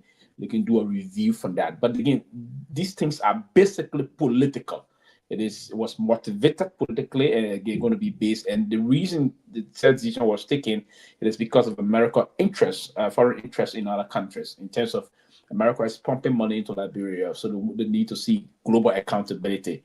So for the purpose of global accountability, the sanctions or put visa restrictions on a lot of officials of those countries because they believe that these are individuals that are unscrupulous individuals, in their own terms, that are engaging into those counterproductive acts that will plunge the country into a more chaotic situation. So they move to sanction those people and their immediate family as a mark of trying to deter or there will be corrupt government officials to indulge into these things. So, I mean, it's still a difficult time. I will hope that folks will discuss with their lawyers and the lawyer will appropriately advise you as to how to move about these kind of thing, but don't indulge into anything that will be fruitless and at the end of the day wouldn't you any positive outcome for you. I think it was a waste of time to do things that would just be the way it is and be dismissed uprightly. Like you are not consulting. It's best to consult. If you consult, you get some results from that, and you can use that as an instrument to force your head. But this process about the recent sanction of past government officials can be mitigated in a more political way, and that would be my best way if I were advising them, both diplomatic and political, instead of using the court, because the court wouldn't help you. Absolutely no. It's a political decision, and it was on the basis of a diplomatic intervention. Yeah, but thank you, Pewee. The thing is that I don't understand how is it that at this point in time, you will go and even request that. And besides these lawyers, sometimes you have to have one or two, you have to, like you're going to see a doctor, you got to have different views on things. So you have to use one or two lawyers to make sure that you're doing the right thing. So, because when you go in these kind of hearings or you request these kind of things and you deny, the probability of you for them to remove it from you will never even happen. Once they deny you the first time, nobody will take it seriously to try to really remove whatsoever he was requesting the sanction to be removed. But why is he even requesting the sanction to be lifted? Does he have all the information showing that he was not supposed to be sanctioned in the first place? Yeah, I think part of the reason he did. I'm assuming here that I'm trying to preempt his thought process is that he believed because in the destination they stipulated XYZ that they were involved in undermining the rule of law in Liberia, and they were also involved in corrupt practices that undermine the democracy of the country. So it was part of the reason the United States government were moving to do that. So he talked. The best way to mitigate this is to move to say, hey, I'm not part of this process. Yes, why. But I think you have the Foreign Assets Control Office that you have to channel those kind of processes to. There's a whole form methodology as to how you intend to go through these things. You're not just going to any lawyer, because not all lawyers will take this. I took some time to research this. Not all lawyers are going to do. It's a process. And a good lawyer in this country will advise you, say, no, you have to pass. It's a very long thing. So the best way to go through this process is to do it politically. So sometimes if you're close to the president of that country or the foreign minister will start to build your case. You do that behind the scene before you look. And how people normally can get out. You don't do it by yourself, hiring a lawyer. You can be a millionaire in Liberia. They will suck your money. You wouldn't get no result. It had to be political and diplomatic. That's the best option you have. And for them to lift sanction on you, you have to really have a supporting argument. Yeah. So when the people don't see anything supportive from your argument and documentation to prove, they before they sanction you, they have things that they already watched about you. Besides the political aspect behind it, they have information. They've seen maybe documentation, paperwork. They've seen pictures. They've seen videos and stuff like that. So. I don't know why. That's why I didn't want to be a lawyer, because I don't have the mind to just be eating people. The lawyer they can eat people money. I mean, and they sometimes they let you go the wrong route. Before you look, you are sucking something that you have no business being sucking.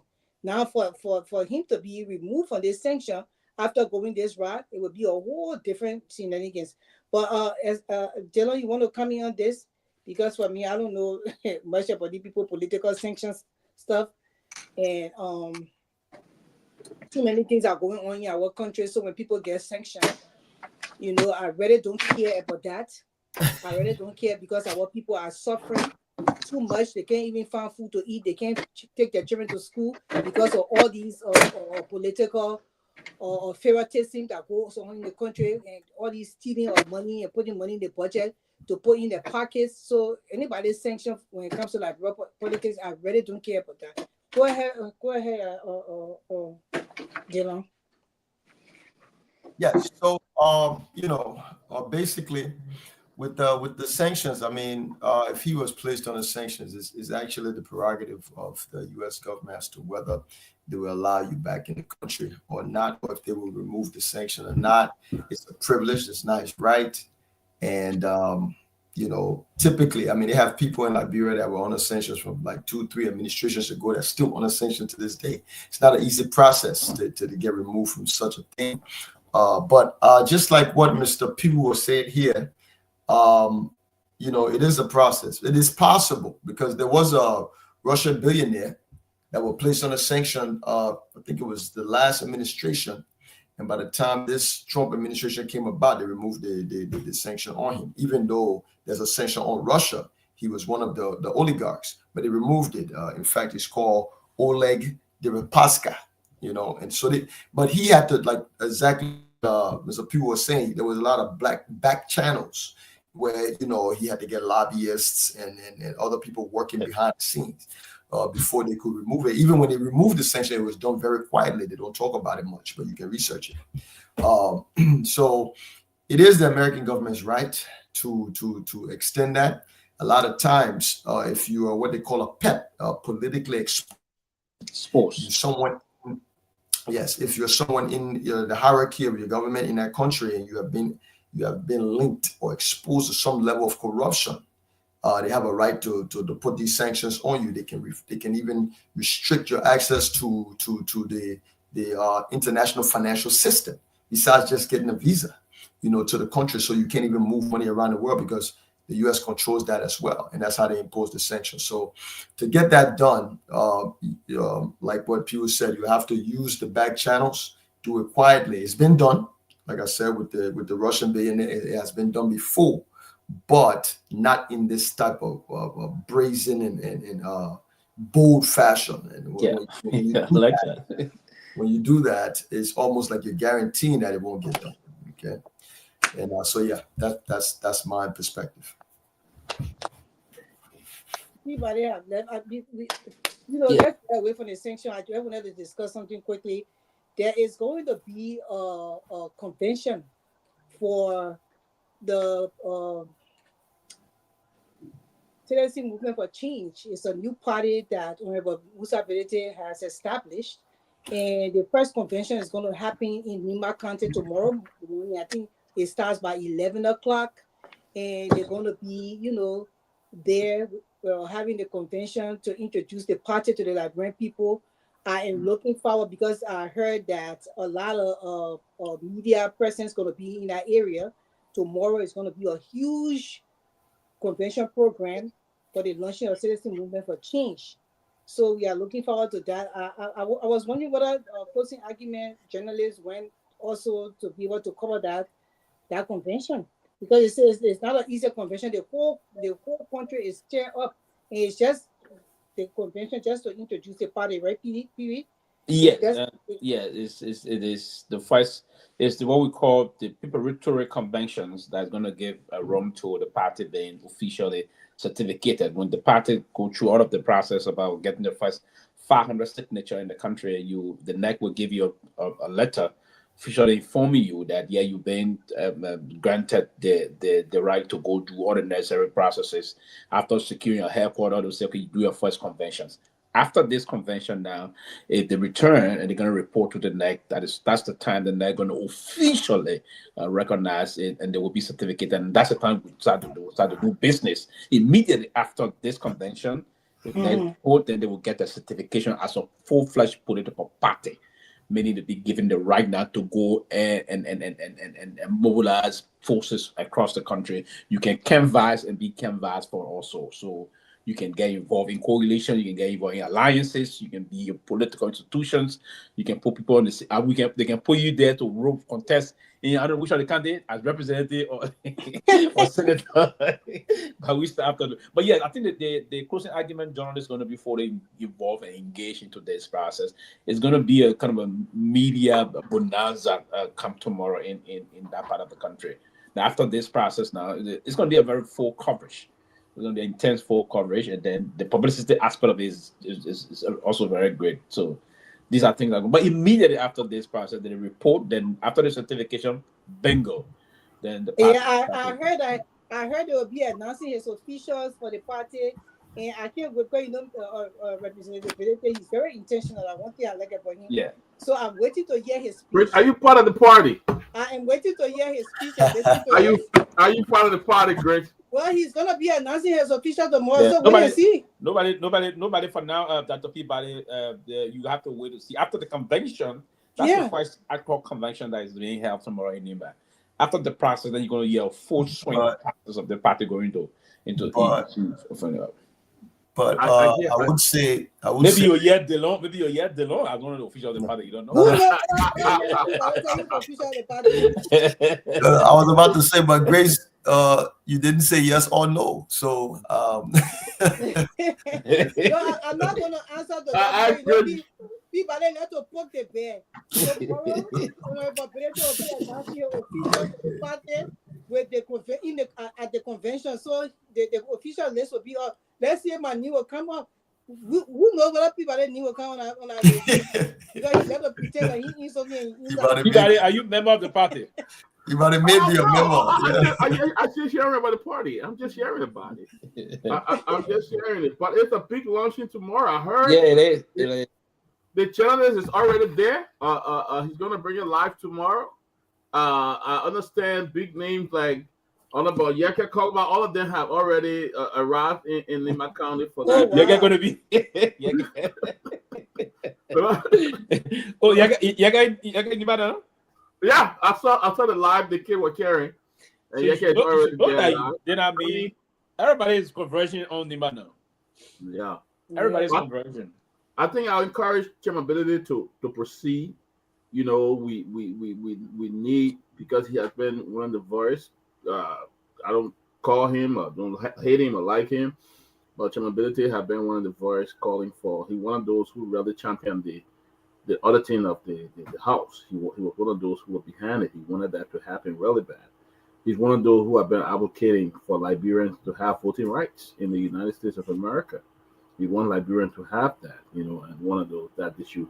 The dual citizen law should really go far. That if you were born in Liberia, even have an American citizen, you should have the right to even run for any position in Liberia. You should not be restricted and all of that. So I think it's a good thing, putting his party out there, getting his message across to Liberian people. I think it's a good thing, and I think he should pursue it.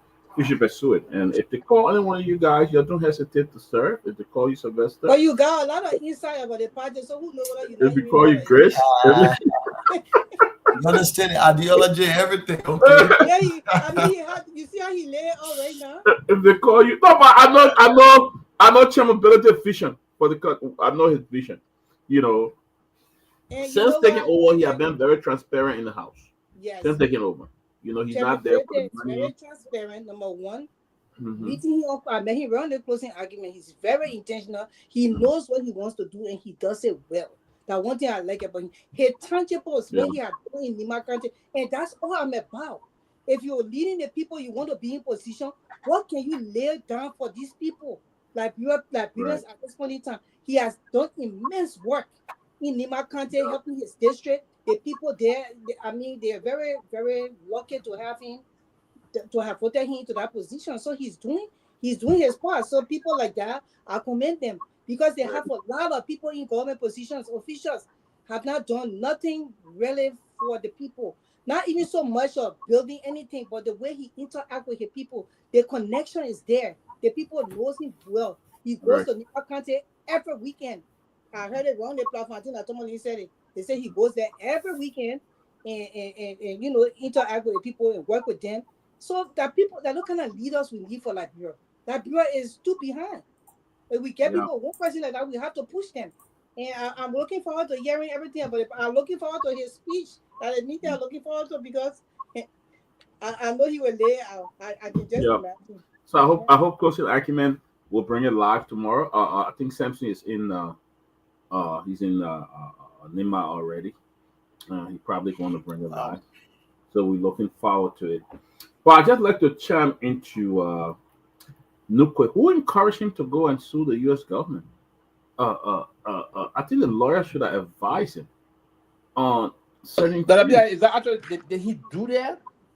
Well, according to them, the lawsuit he filed, according to the newspaper, and it's true because they are quoting the lawyer, they're giving the name of the lawyer according to the front page. That's true. And I saw it on other media as well, on other media page. Let me tell you something, Peabody. You quit wasting your time. Trump came out with a thing called a gold card. Once you got $5 freaking billion, they will get you citizenship in the country. That sanction will move on him quick. Then he just come out with $5 million, saying he's so much want to be coming to America. Bring the $5 million, put it in the poor economy. They will remove that sanction for him. He will be able to be American citizen. I think he rushed.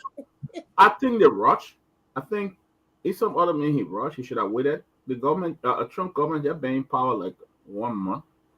I think he rushed. If he had gone through some people who were very close to the president, those things will get up because Trump is one person who will take that thing out right away and will get up in a minute. He will say something. Yeah, the best option for them was to use the back channeling process inside government, right? Yeah. News lobbyists, news the kind of like. But I said, if a few folks get out of sanction during the reign as president of Liberia. So it's possible you do it behind the scene. In my information currently, I'm getting information that most of those that were already sanctioned in Liberia, they are working behind the same way. They're working behind the same. Most of them getting information they're doing. I don't want to call names because they don't want it to be exposed. But yes, they're working behind the same. They're working hopefully public. They may succeed in getting it out of the midnight stream. So one person who was very close to President Weah, in fact, they even met in New York, was Giuliani. When President Weah went to New York, Giuliani went there to visit Judge Weah at his hotel, and they had a conversation. Those are the people that if you get in contact with and they reach out to Trump will take it all in a minute. You say, man, get that thing off. Okay, do this, and stuff like that. But I think going as far as filing a case in court, trying to get, I think they ate his money. They ate his money. And it was not advisable. You cannot do that. That's a privileged thing. The judge wouldn't entertain that. The judge would dismiss it outrightly. It's not open to judicial review, right? It's a privilege to receive that. Let me say this to you: when you go pay your money, this money is non-refundable. Yeah. It's a privilege. The spike you pay is not a guarantor that you're going to be receiving a visa to come or whatsoever. And right, it's a privilege for them to give this to you. There's not anything like diplomatic reciprocity. No, of course, even in that line, in some cases, they do deny folks a visa and the other things. So if they do those things, they do it again in the need of the global fight against corruption, in the need of maintaining the respect and the ambig of the rule of law and all those things. It's a combination of the both. But again, I don't know how he had to do it this way. It's unfortunate that you have. If it is true, it's unfortunate, and I hope you. Yeah, they should have done that back the process. The best thing to do is that get close to Joseph Boakai, the president of Liberia. You get close to the foreign minister of Liberia. Now that's one of the best ways to do it. If those people got the balls to do it, they can initiate the conversation, right? Because if it comes from a high level, it's important, right? And that's one of my disappointment. And I mean, if the past administration was very key in terms of same thing, discussing, pushing it up. Now that you're happy, that's the only way you can have it done. But other than that, it's going to take years. And I think there's an opportunity for them to do in this administration because Trump diplomacy line is not clear. He believes in, the man believes in that kind of line. The man arbitrarily taken from next year. One strike, he can hit it that straight. You get that damn thing off. Man believe the madman theory. So So Yeah. I mean, it's something concerning that will happen to him, unfortunately. Generally, so, yeah, they Oh, probably what I did want to add to that, but there was a statement that was made that well, if he had $5 million, maybe he would still be able to come. That's They something call that's it a gold proposed. card. The gold Yeah, card. Mhm. that is something that's proposed by Trump. It hasn't really gone into effect. But even as it is now, there's something called the EB-5 visa, Yeah. which is an investment visa. a business. Yeah, Yeah, and if you come with about $500,000 to $1 million, they give you green card. they Yeah. will give you a green card. But one of the specifications when it comes to that, one of the requirements is that you have to prove that the funds are coming from a legal source. Mm-hmm. So if you are a senator in Liberia making $100,000, you coming up with $1 million, you have to show that, you have to prove beyond a reasonable doubt. That may even put you in more hot water now, where you get labeled as a politically exposed person for that, because you're not supposed to be able to come up with that amount of money like that. But the thing Yeah, is, Trump said he's gonna sign that executive order next week. Yeah, Exactly. next week he's gonna be signing that executive order. By the time next Tuesday or Wednesday, he says he's gonna be signing next week.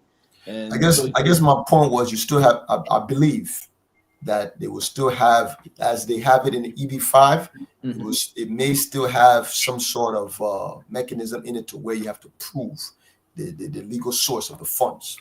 No, with this process, I think they'll root out that mechanism. Wow. They just want the make clear. They make that want the money. I can't. You listen what he said. The man said he inviting more Russian to come. The only guy gonna come. yeah, You're gonna be asking the only guy to go there, man. No. They put the America first. Anybody who got the money, And I like his thought process, right? Sometimes I just like the way he can go about it. The man want to strike deep, a deep maker.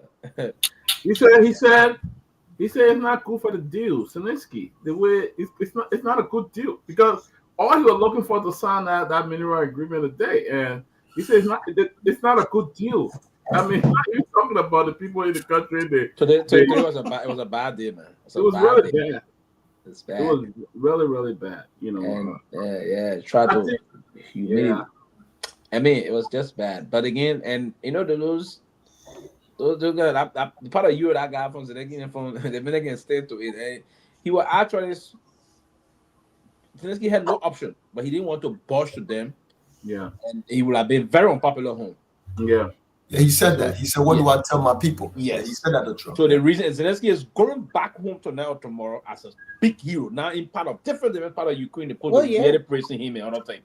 Because he have just boshed them. It would have been a serious problem for him back home.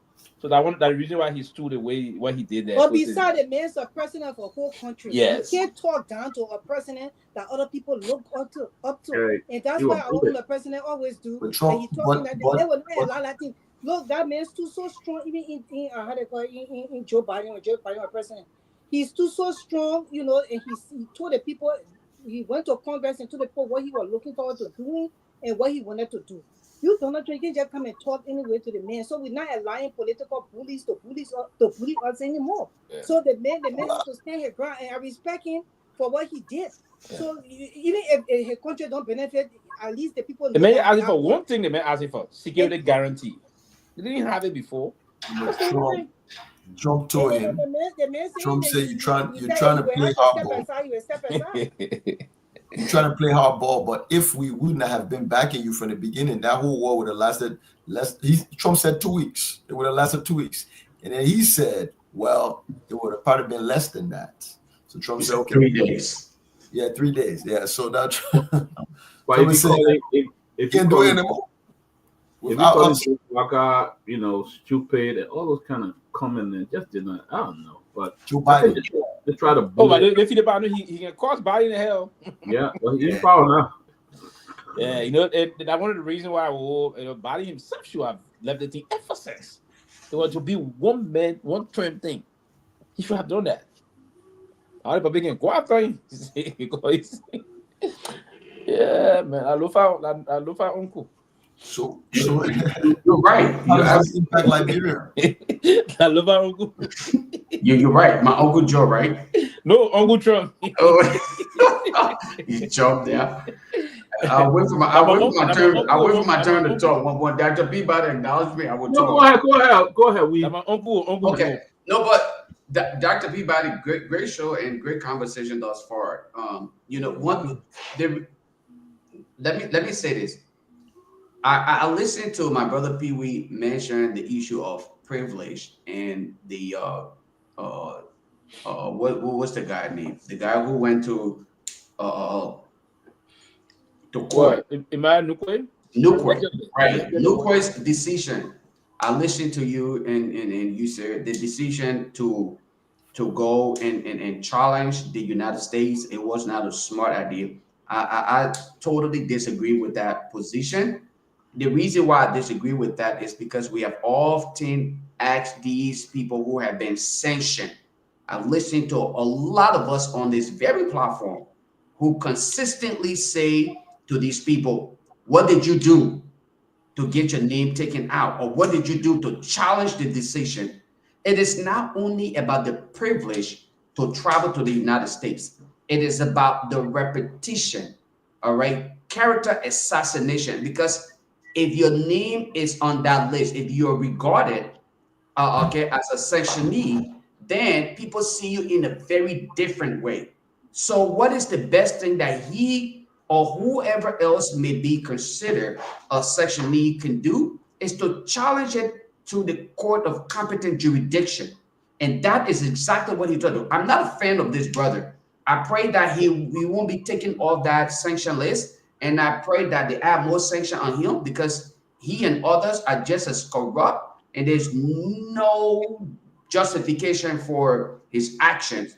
But I think it was courageous on his part to go to court, take the United States government to court to justify their decision as to why he and others may have been sanctioned. I think that was courageous. A lot of our lawmakers who are sanctioned today are cowards to the extent where they would simply just buy into this cowardly idea and cave in. But then they will come and tell us, Liberian, that the United States is bullying them. The likes of Edwin Snow, he was at one point sanctioned, all right?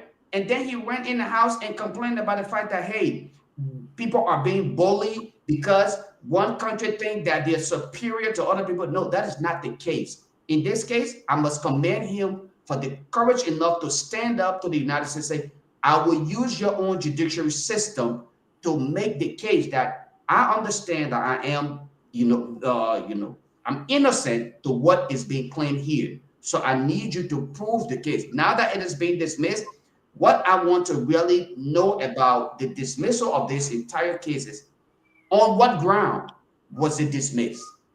I don't simply just want to run with this whole thing that, oh, it is the people country. If they don't want you, if they don't want to provide you admission to their country, I don't think that is the basis on which Nukwe may be fighting.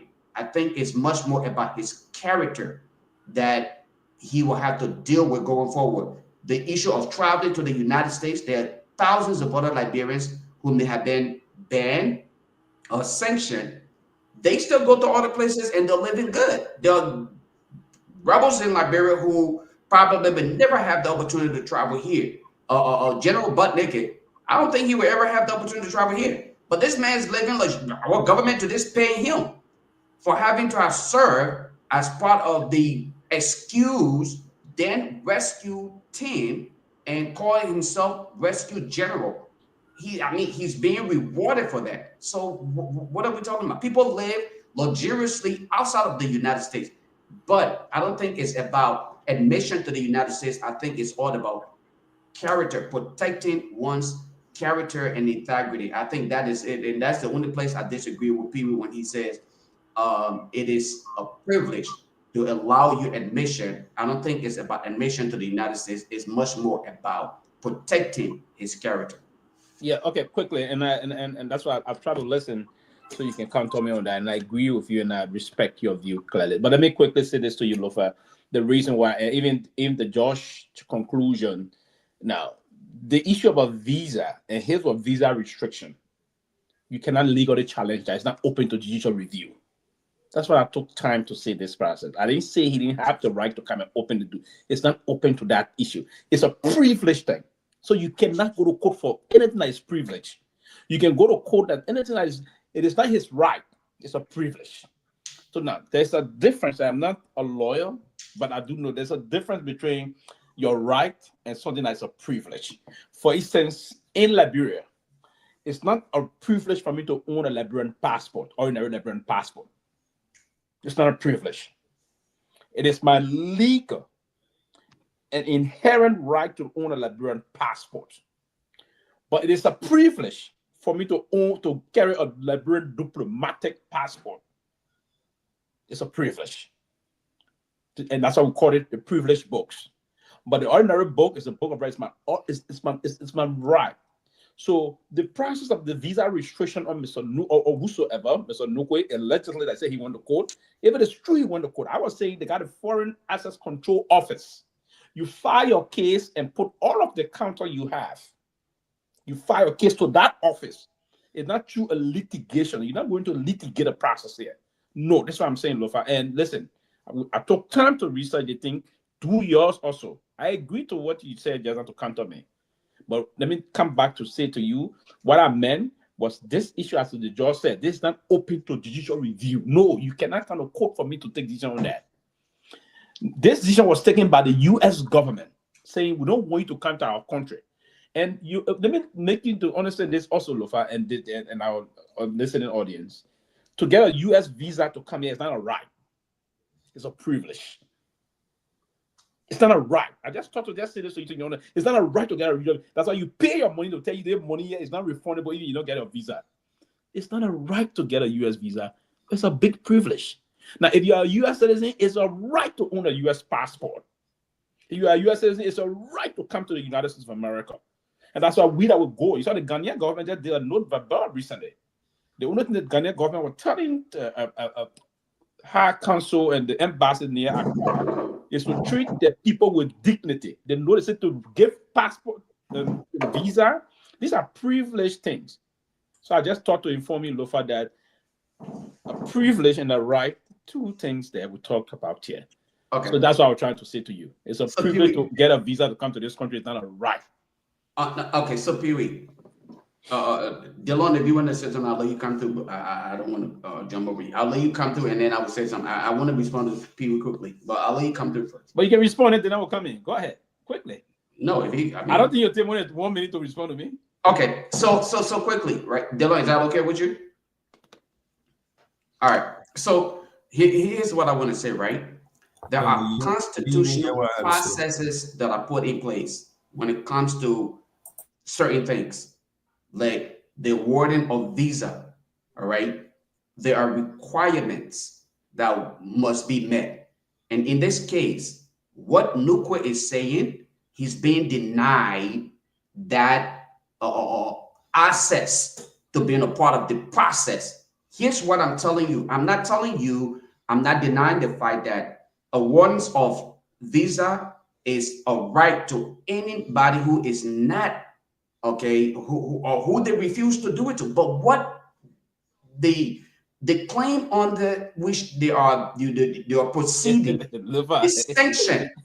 Lofa, privilege and red on the seat, my brother. Well, no, I'm telling you, how you gonna tell me? Say I'm not telling you privilege and right is the same thing. What I'm telling you here is simple. Yeah. What is very simple. He was sanctioned, and the basis on which he's being denied is not because he's not at privilege, because they're saying based on your records, we are now denying you access to the United States. And what he's simply trying to do here is to make sure that he clear out his name from this entire stigma that one will consider it. In this case, it's considered a stigma. If you were even labeled as a sectionee, you know you don't want to be under that label. Whether or not you're denied access to the United States, I would want to fight it to the court to make sure that things are rectified.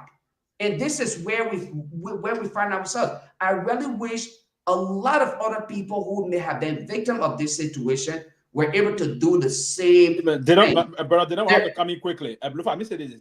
See, that's why I didn't want to respond to you because they would become back and forth. Listen, he understands you are placed on visa restriction. He can't go to court.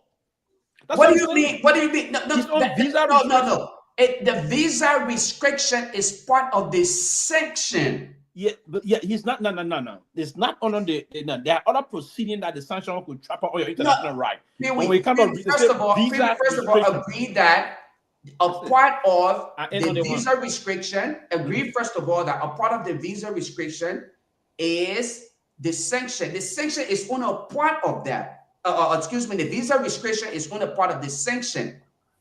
There are different kinds of sanction that can be imposed upon a person. And in this case, this is one of them. Would you agree that that's the case? No, absolutely no. Okay, go ahead, Delon. Yeah, so I think what you were saying was that the whole situation about him going to court was not so much about him wanting to enter America. Yes, but it was based on the fact that he's trying to clear his name, right? I'm assuming that is the reason why he was doing it. All right, but while you guys were engaging in that, I went back and I read this thing, and this man actually sued the State Department, the Charge d'Affaires, and the Secretary of State. They all included, because he said that he was denied the visa based on the fact that they are alleging that there was corruption. So he's actually suing because he was denied the visa. He's trying to have them prove that, okay, did he do corruption or not? Can they prove that there was corruption on his part? But it's because of the visa. He's not challenging the actual ban, the actual sanction. Because if I'm trying to clear my name. Delon, it is based on the sanction that he was denied the visa. That's what I'm talking. Because if you look at what happened, he's telling you, okay. Prove the accusation. Prove the accusation that I was a part of a corrupt practice or whatever it is. He's asking simply asking you. I'm glad that you read through what was stated. You sanction me, and I apply. You must have a reason. Just like it is often stated. I'm not a legal practitioner, or I'm not even a law enforcement officer. But often it is said you must have a probable cause to pull the person over or do whatever, right? So what is he going to do? On what basis is he going to go file a lawsuit? Now he will say, okay, you deny me visa to the United States, so I need you to prove your case against me that I was involved in a corrupt act, and then we will go beyond that. Then I can use this as an opportunity to clear my case. That's my position here. And I really hope that other people can do that. No, and I really wish that other people can do the same thing. Okay. I'm sure he will figure out his stuff. I just like the way that America, for me, I have no issue with people.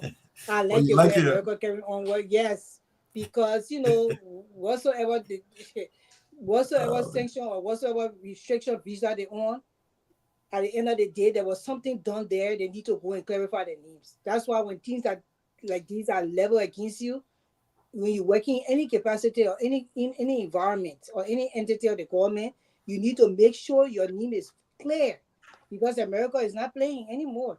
I mean, if they can come up with a $5 million, to get our gold card thing and just become citizen of their green card and live their life. So I think we should move on. But this whole listing, I think you heard about the Liberian Agency for Community Empowerment, the misuse of the misuse of funds for that particular part of the government.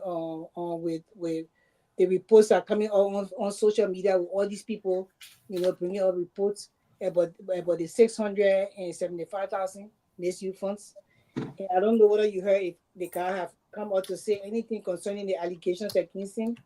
But I mean, we've seen documentations here that these things were that he actually used this money for different adventures that don't even make sense to me. I don't know whether you heard about that. You heard anything about the LACE director? Julius C. Julius today? Yeah. Julius Silly. He is the director of LSE, right? Yeah, the Liberia community. Yes. Yeah. Julius, the city or something. Yeah. There's an allegation out here. They say that he misused. There was a misuse of $675,000 on different projects that he said he was doing for the entity, and the way he used the money, the way they list it out doesn't make any sense. I don't know. From what I understand, this is Martin Colley once again. So Martin Colley had exposed the information that the executive director of LACE, inflated funds, inflated the cost of different projects that they should have been doing across several counties, and that to the extent of about $675,000. That's the accusation. And I guess at this point in time, it has to be proven. But is Martin Colley doing his, he's not doing asset recovery at the moment, but I guess he's doing investigation on the back end on the different agencies in the country. And LACE right now is that agency that's been placed under his microscope and brought for examination. Yeah, and we just want to say these are allegations. So if allegations, exactly, it's nothing proven. They are allegations. The man has not been found guilty or anything. We don't hear any investigations whatsoever so far that they have brought against him. So we're just sharing, the allegations against him as we share the allegations against all the other people that are being put out there. And we hope that the government look into these allegations and investigate it properly, because if people using these kind of monies to just do projects in Liberia and the breakdown of what they're doing with the money doesn't make no sense. So I think they say they did $4,000 for travel to 4 counties. $4,000 to rent a car per day. I was like, dang, that was enough. There's even a claim of about $160,000 that was allocated for local district consultations. So just to consult, and Martin is saying that these amounts are just astronomical.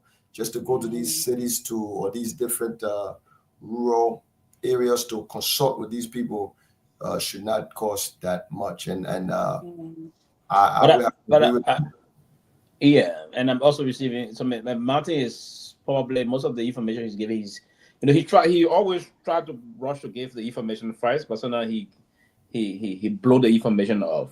And not a serious note, and we should stop taking him serious all the time in this place. I mean, he tend to always want to give the information. He just goes sometimes, and some of the information battle on people. That doesn't make sense for anybody to give that amount. You know what he just said, to give $160,000 for consultation and other things. That's not true, right? So that aspect of the report, that whole thing. Now, I agree that the institution should be open to some scrutiny. People should go and check whatsoever thing. But most of what he's saying there is sometimes to just, the sensational aspect of those things, and again, it's a society we find ourselves. You always sensationalize issues, and then you don't have all of the facts about the things that are coming up, and you don't want to use that also to blow your own thing to say, hey, I'm the one giving the information, I'm the one doing that, I'm the one doing that. So folks have to be a little mad, and I think that's one of the reasons. So he doesn't take it a little bit easy here. It will push the president to not even. There will be a time people will be involved in open corruption. The president will not take decisions because the president will believe that this information you come because he wants to take a decision that is not something, it will reach to the level that you will even inhibit and encourage and embolden corrupt people, because they will start getting involved into different corrupt practices, and there will be no way to take action against them. Because you come in with a lot of information, they're taking action against many people that are not really guilty of the allegations levied now. So we have to be quick to put some sense into the process, investigate, and allow. I would believe that the LCC herself have to be, because there will be a time we'll get report of the very LCC too. Then who's going to watch the watchdog? right? And then, but the GSC, the LCC, and the RAA, and that's my advice to express that the RAA will have to allow the RAA before even the LCC allow the RAA to go in, because when we were at the GSC at the time when the issue about forming the RAA, because we had the Supreme Audit Institution. Now, when Molu was there as the Auditor General at the time, and then this thing came to legislate something to stop before even the external auditor can come in, what can we do to have the internal control mechanism? That's how we brought the internal audit agency. So you have auditor deployed in these government institutions that will show that system processes in place. So if Lofa is the minister of this place, I'm the controller, I will have to ensure before Lofa can do anything, the IAA person will make sure everything is correct. So the IAA will do hustling before even there will be no need for the external auditor to come. The external auditor, then the team just fix up. I mean, if we concentrate and empower the IAA, we will avoid fraud, waste, and abuse, or those kind of potential or would-be corrupt practices in the area. Because the IAA will see it hands on and put hot to it. We only approve the auditor, the internal auditor tell you, Mr. Minister, Mr. Director General, this D is not okay to go through. If you went on that, then I mean it's a red flag. We need to make use of that. Other than that, it's not helping us. It's not going to help us. So I mean the vicious cycle. Yeah, that's what we just put out there. It's allegations. If it's a lot of allegations coming out. I mean, every day the young man has a lot of stuff that he think he's looking into. He got documentations. He putting it out there, and I don't know. If these things are going on in the country, the president really need to be looking into it.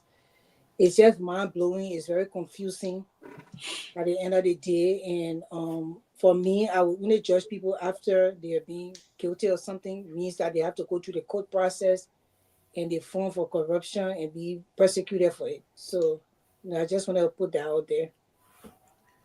I mean, per my view on this entire issue, and I want to actually agree with Pewee for once, that I think there is a Liberian saying that, I don't know what is a Liberian saying, but there's a saying out there that goes, if you cry wolf often, when the real wolf comes, no one will want to believe you.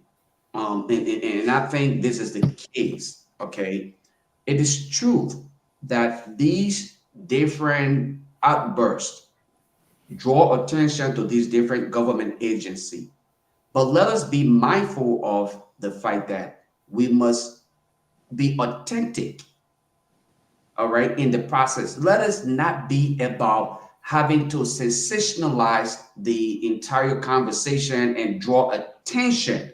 It is not helping, because when things start to fall into place, like Pewee rightfully said, and I hate to sound redundant, people will start to look at it, okay, if the president is acting on hearsay, who is he really? Who is the president and how is he making decisions? Let's be careful here. I can actually initiate a project and contract DeLorme to serve as a consultant.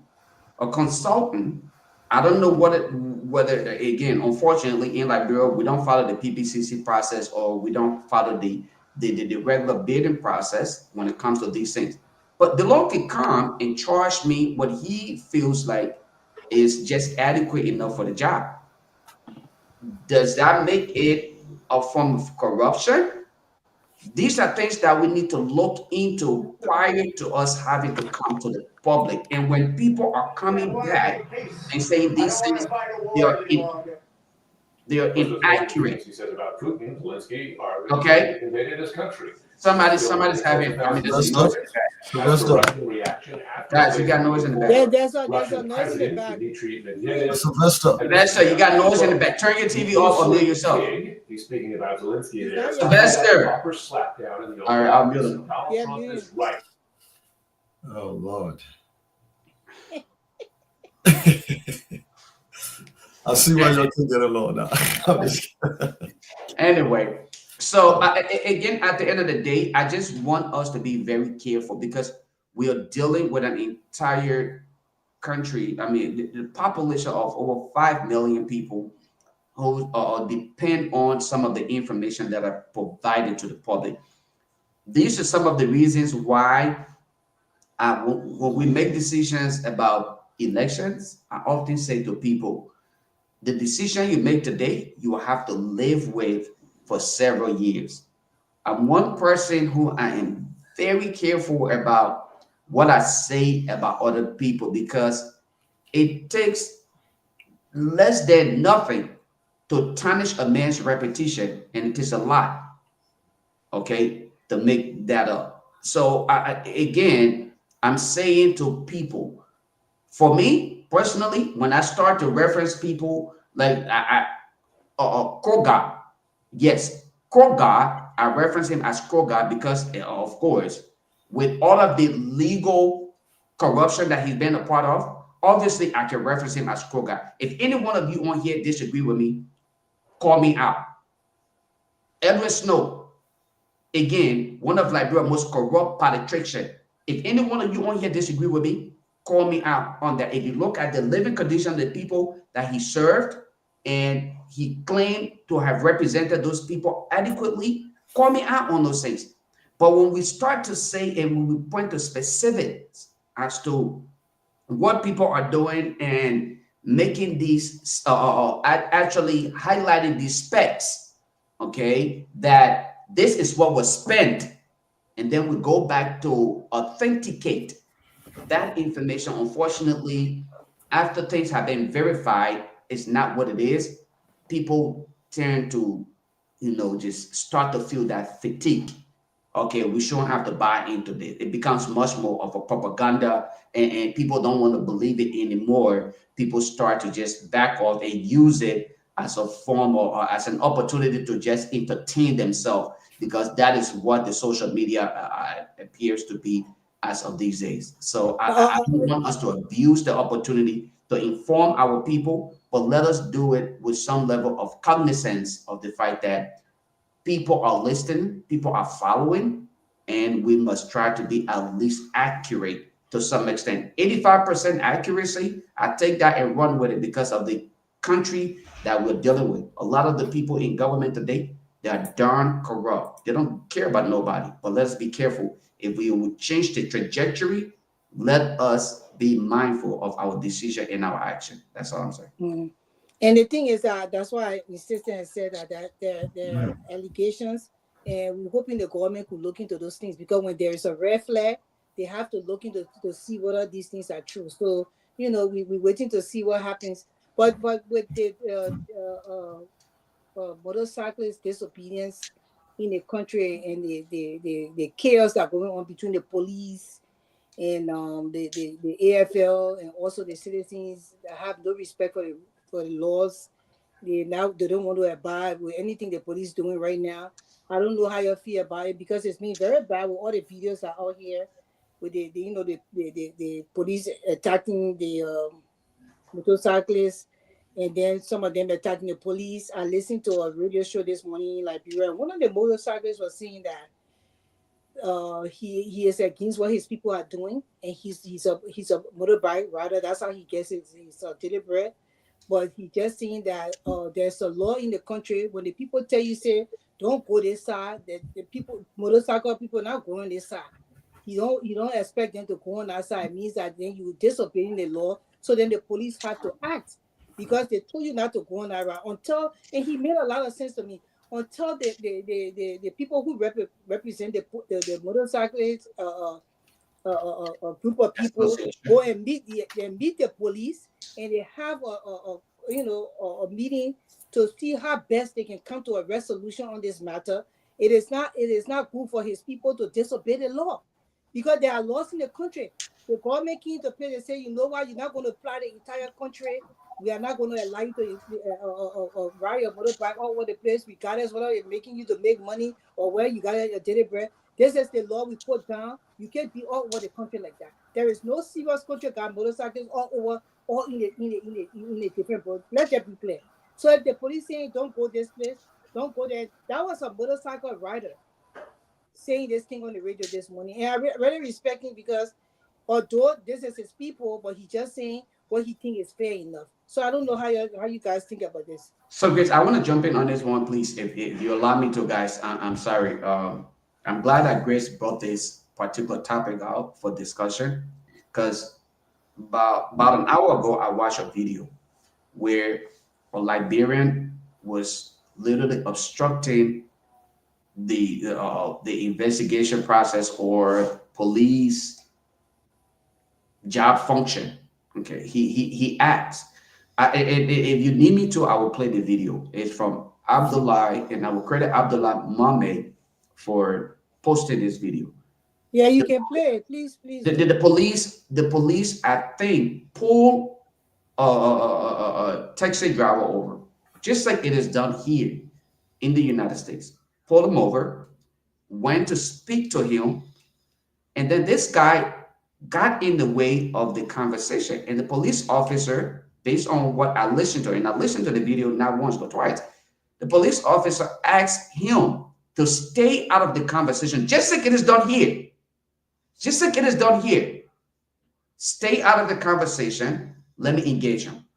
He continued to talk and just try to behave as though the police officer needed not to carry on his job. And this officer was calm enough to say to him, again, you are stopping me from carrying on my duty. You're preventing me from doing what I need to do. He said it not once, but multiple times. This guy was then standing in the way of this entire thing. What I'm saying here, or what I'm trying to get at here, is why it is true that police brutality should not be condoned, neither should it be supported in any way, shape, or form. But here's the thing: we also must understand that these people deserve respect. The police, the AFL, the military in general, that includes, I want to believe, the immigration. I think they need to be respected because they're sacrificing their time. But in general, most of us Liberians, we tend not to want to obey the law. We feel that the law does not apply to us. It only applies to certain people, but not us. And this is where I frown at people's reaction when it comes to the application of the law. No one is above the law. If a law was made that certain people should not cross the line, I don't think we should fight to cross the line. I think the legal process is there. Do I trust the legal process? Heck, no. But let us continue to fight and strengthen the legal process. But we should not result to some kind of disgruntled activity simply because we want to prove a point. You stopped the police officer who was conducting a regular traffic stop, and now he's asking you to simply get out the way. You're refusing. And I'll play the video for you guys so you can listen to the conversation and just correct me if I'm wrong here. This is where it becomes frustrating. A country where the people refuse to abide by the law, we become much more lawless, and then it ends up to where we find ourselves today. And I think this is where I simply want to hope that we advise ourselves and hope that we can hold these individuals, the lawmakers, those who are responsible to enforce the law, hold everybody accountable accordingly. But let us not also sit here and think that because we are the citizen, we can run around and try to stigmatize people based on their contribution to one incident and use it against them. I don't think it will help us. We all need to support the police. We need to support the military. We need to support everyone who's contributing to the upkeep of the country.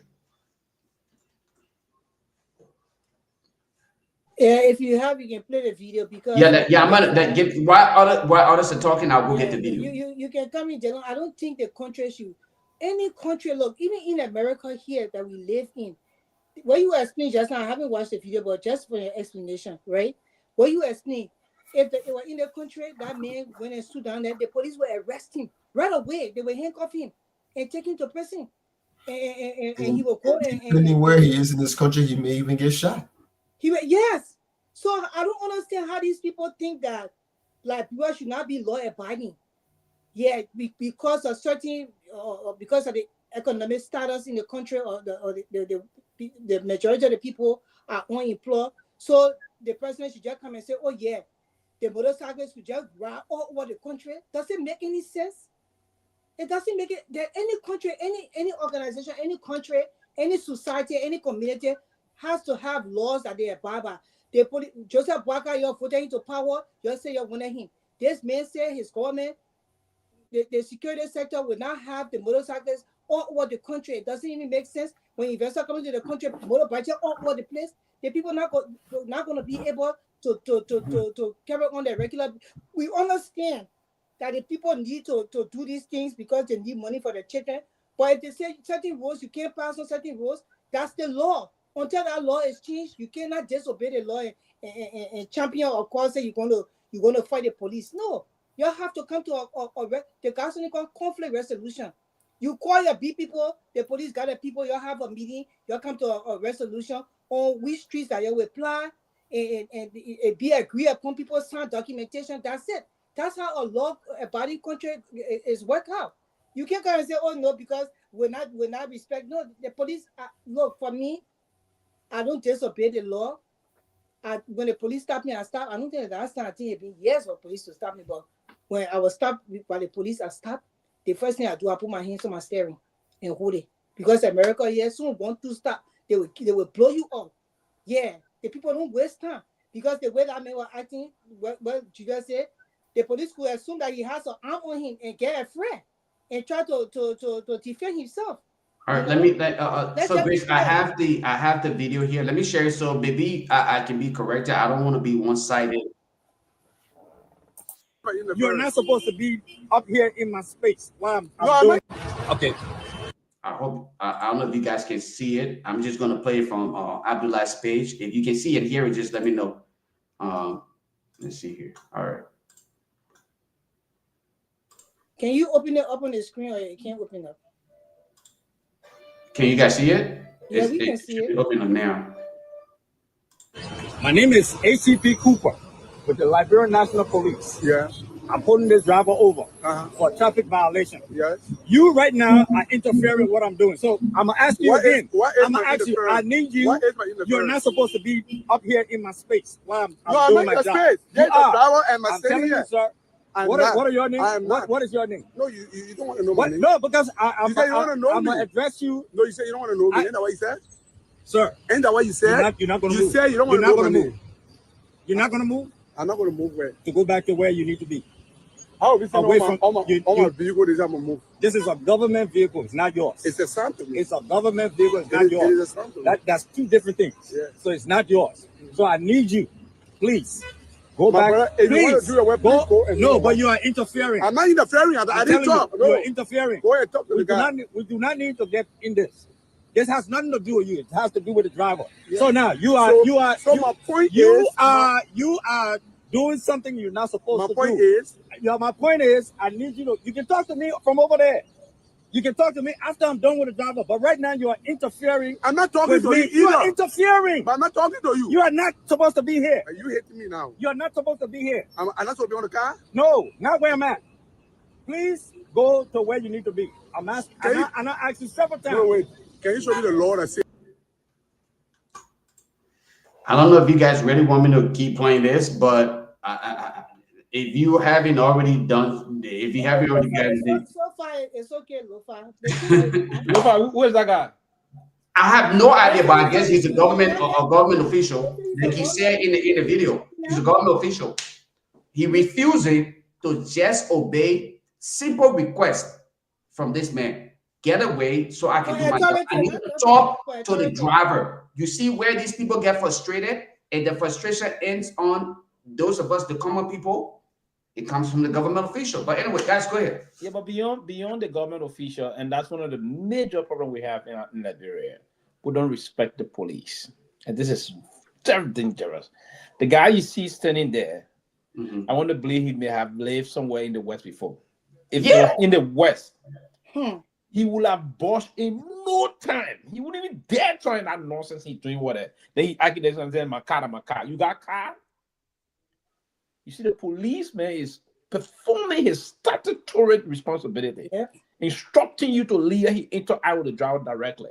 If you try that in this country, the man will think that you got, and he will blow you already. He got reasonable reason that he will go and walk free. I mean, we agree so now the police can do one of two things, evolve into other issue. The motorcyclists, the pimping rider, not the tricycle, the taxi drivers, but we don't respect the police. And for me, I would just talk on that. It's wrong. We have to change our culture of respecting the police. We have to do that. We have to. It's wrong. We can't say we want to do things. We come in other society with respect. When the police, even when we're driving this plane, you get all your documentation correct, all of your car registration correct. When you see a policeman, just drive there, you get nervous. Just when the man cruising, driving, doing a normal thing. So the man can be on their phone, say, "What a guy, what time driving? What a police guy will be? What about on your phone? We talking about a juice? I'll panic. You just panic for no reason. Then the man, before you do the man, can panic. Then he laughing on the phone. I said, I know the guy talking to a Jew. Then you panic for no reason, and every documentation you have is correct, but still you see those guys on it up. So then you see on the freeway the last time driving on the freeway in 95, there was everyone reaching, everybody firing. As soon as they saw that police, so everybody coming down. I mean, if we can do it, we can learn to bring it back home in our country, man. It's not a good thing, man. But that's the standard that people have set in the system when it comes to abiding by the laws and respecting the police. What he did, seriously, who the police, you standing in front of the man, you there's a I was 10 years, I don't generally you can come in. These people I don't know they want proof. Everything. What do you mean? I feel like this just exhibits the fact that Liberia is a dysfunctional society, man. And the powers that be, those who we have elected, should be able to provide security and should be able to provide a functioning society. They truly do not have control over the country. This is one aspect of it. And I would have to add this to what we watched just yesterday with the police and the army, pretty much carrying on a riot in the street where they're fighting each other. I mean, we live in a civilized world. And our society should be a civilized society. And when you have these things going on, what happens? We have not seen anyone come out yet to talk about this, And then now we've seen this video now where it shows that even the citizenry doesn't respect the police. And if you have a society like that, then how can we move forward? Yeah, that shows that there's no rule of law. So then you say you're looking for an investor, you want an investor to bring millions into your country and invest, but that goes along with a guarantee that if they bring their money and invest and they bring assets, it will be protected. How will it be protected when your own people don't respect each other? They don't respect the law or those who represent the law. We have a long way to go, man. As a country, we have a long way to go. Our leaders need to stop focusing on how to line their pockets and start focusing on the true contract that exists between the government and the people, and to be able to implement that, execute that towards the people, build confidence between they and the people, so that the people can in turn respect them and respect those who represent government and represent the law. But that's not happening in our country, and this is just evidence of that. It's time for us to leave, though. Go ahead, Julius. Yeah. I was just, and I think we could close on this note, though, but I was just going to say, from the fight, just from the very minute I watched that video, it just made me think different about the entire thing. I'm not so in support of the police brutality. I am totally against it. No. I frown at it, but it gave me a different perspective as to what these police officers are going through, or even just military personnel.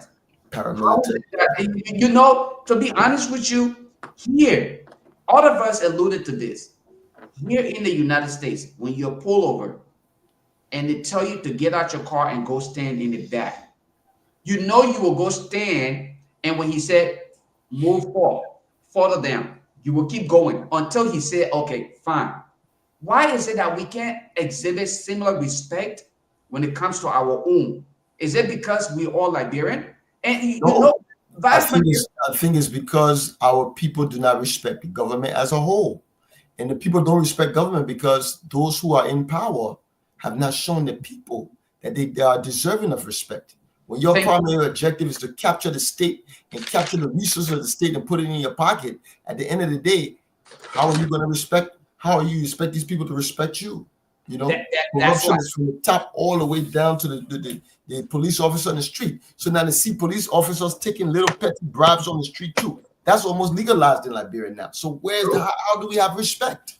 And I admit to the fact that, you know, what you just stated is their own point. You know why? Because the current police IG, he's much more of a TikToker than even serving as a police IG. Like he rather just. I want to ask all of you one question. We in America, and we say when you see the police, your heart jump, right? But if that man pulled you over and you took out $10 and you gave it to him, would you have that same respect for that institution again? Let's be honest. Will you still respect that institution at the end of the day? But first of all, will you be courageous enough? Will you be? But my thing here, Delon, yeah, we withdraw. We're closing now, so that will you be courageous enough to even do that? So yeah, let me close on this note though. As far as the incident with the police, I disagree with it. Police brutality, I totally disagree with it. But I want to use this opportunity to speak to alumni of the University of Liberia. We see young people, especially those who were members of the Student Unification Party. Look, being a member of an institution is not simply having to wear the crown on your hair or carry the title. After you're no longer a part, or you know, in that circle, look back at the good days and be impactful. I think the Student Unification Party, they feel like they have been left to just fend for themselves. These young men believe at this point that they simply need to just base their day-to-day activities on the idea of militancy. And those who went through the ranks and files of that institution are not showing any leadership, or they're not modeling any kind of example for these young people to follow. I think I'm sitting on here today and I'm hoping that all of you who may have been a part of SOUP, okay, or may have been, you know, a part of the University of Liberia, it's time for all of you guys to stand up and do something differently to make sure that these young people can see things from a different perspective. We continue to wait on a specific individual or group to do things when we also are part of the institution. Every time I hear or see SOUP involving anything, it's all militancy. I never heard of SOUP being a part of any engineering project that they won. I never heard of SOUP being a part of any project, okay, that will actually elevate the conversation beyond where it is, other than just using dictions that are not in the right place. Let us see how we can help these young people to get things beyond where they are today, especially for those of you who went through that institution. I end on that note. Willie? Yeah, well, in response to everything that we've seen today, I just want to say that this should be a testament to all of us that we need to build a more vibrant society, a society that's based on, you know, just the rule of law, justice, fair play. You know, we have to elect leaders who truly have the agenda of a transformative agenda when it comes to the Liberian people and improving their living standard, improving their life, you know, their life situations. If we cannot do that, I mean, from what we're seeing now, the moral fabric, the social fabric of the society is falling apart. And now we see those who should be the guardians of, you know, protectors of society. We see them fighting each other in the street, and it's shameful. It's shameful. And I'm saying that I'm speaking to all of our leaders, and I'm speaking to all of those who are thinking about moving into leadership one day, is to try to, let's do away with what has become the status quo, because it is shameful, and let's try to go towards a Liberia that can be respected amongst the Committee of Nations. Thank you. Okay, thank you. Pewee? Yes, basically, I would say everything here we need to just try to uplift the country, respect the police, no matter what may respect the police, respect the rule of law. There's some need that we all can help. And by saying this every day, correcting this process, we can help our country forge ahead on a serious note. And that's why I will just conclude tonight. Respect the rule of law. Thank you, guys. I just wanted to say, we had a pastor here earlier on. The pastor said something that struck with me. He said that, for you to have, you have to have a set of psychology to be able to deal with us as Liberians. He said one thing for the leaders. He said that we should lead with example, which that guy did not do, because if you're in a government position, you have a government car. It means that you're in leadership position. You did not lead with example. And then he said we should be transparent. So if the government is transparent with all the things that are going on in the country, and the people seeing that the government is transparent, and they're seeing that this government is here to uplift them instead of keeping them to poverty, maybe it will be easier for them to be able to relate to the police and stuff like that. And he also said that use what you have to get what you need. So although it's a country, like the leadership when they got Liberians there, so they have to make sure they use the people to make sure that everybody is included for us to get what we need. And I would just say that, you know what, I frown on police brutality, or I also stand with the police. I support their action in regulating the traffic and whatsoever they need to do to get the country on the right track as far as in their capacity. So if the police stop you, you need to stop and listen to what the police have to say. And in that order, I think the police should be taking people's license and stuff away from them when they stop them and they go through all this back and forth with the police, because they just don't respect the police. Now I know Willie King wanted to say, when you go stop somebody and they give you the $10 and you put it in your pocket, right there, it kind of, it send a message that that's why the people don't have respect. And I agree with you. It comes from the head again. How much are they paying the police in salary? How are these people well trained?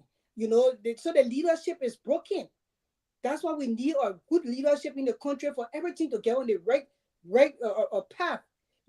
Because if the police were making their salaries, they were getting their benefits and everything, like the police here, the people will not be stopping and trying to take $10 from some people. You can have a whole police officer in traffic on a 24-hour basis sometimes, and you giving that man only $250 a month to survive on it. So, and they have the big budgets and taking all these money, right? Air condition cars, and their office alone for a fiscal year got almost $3 million to one person office. So all these things, the head of the fish is very rotten.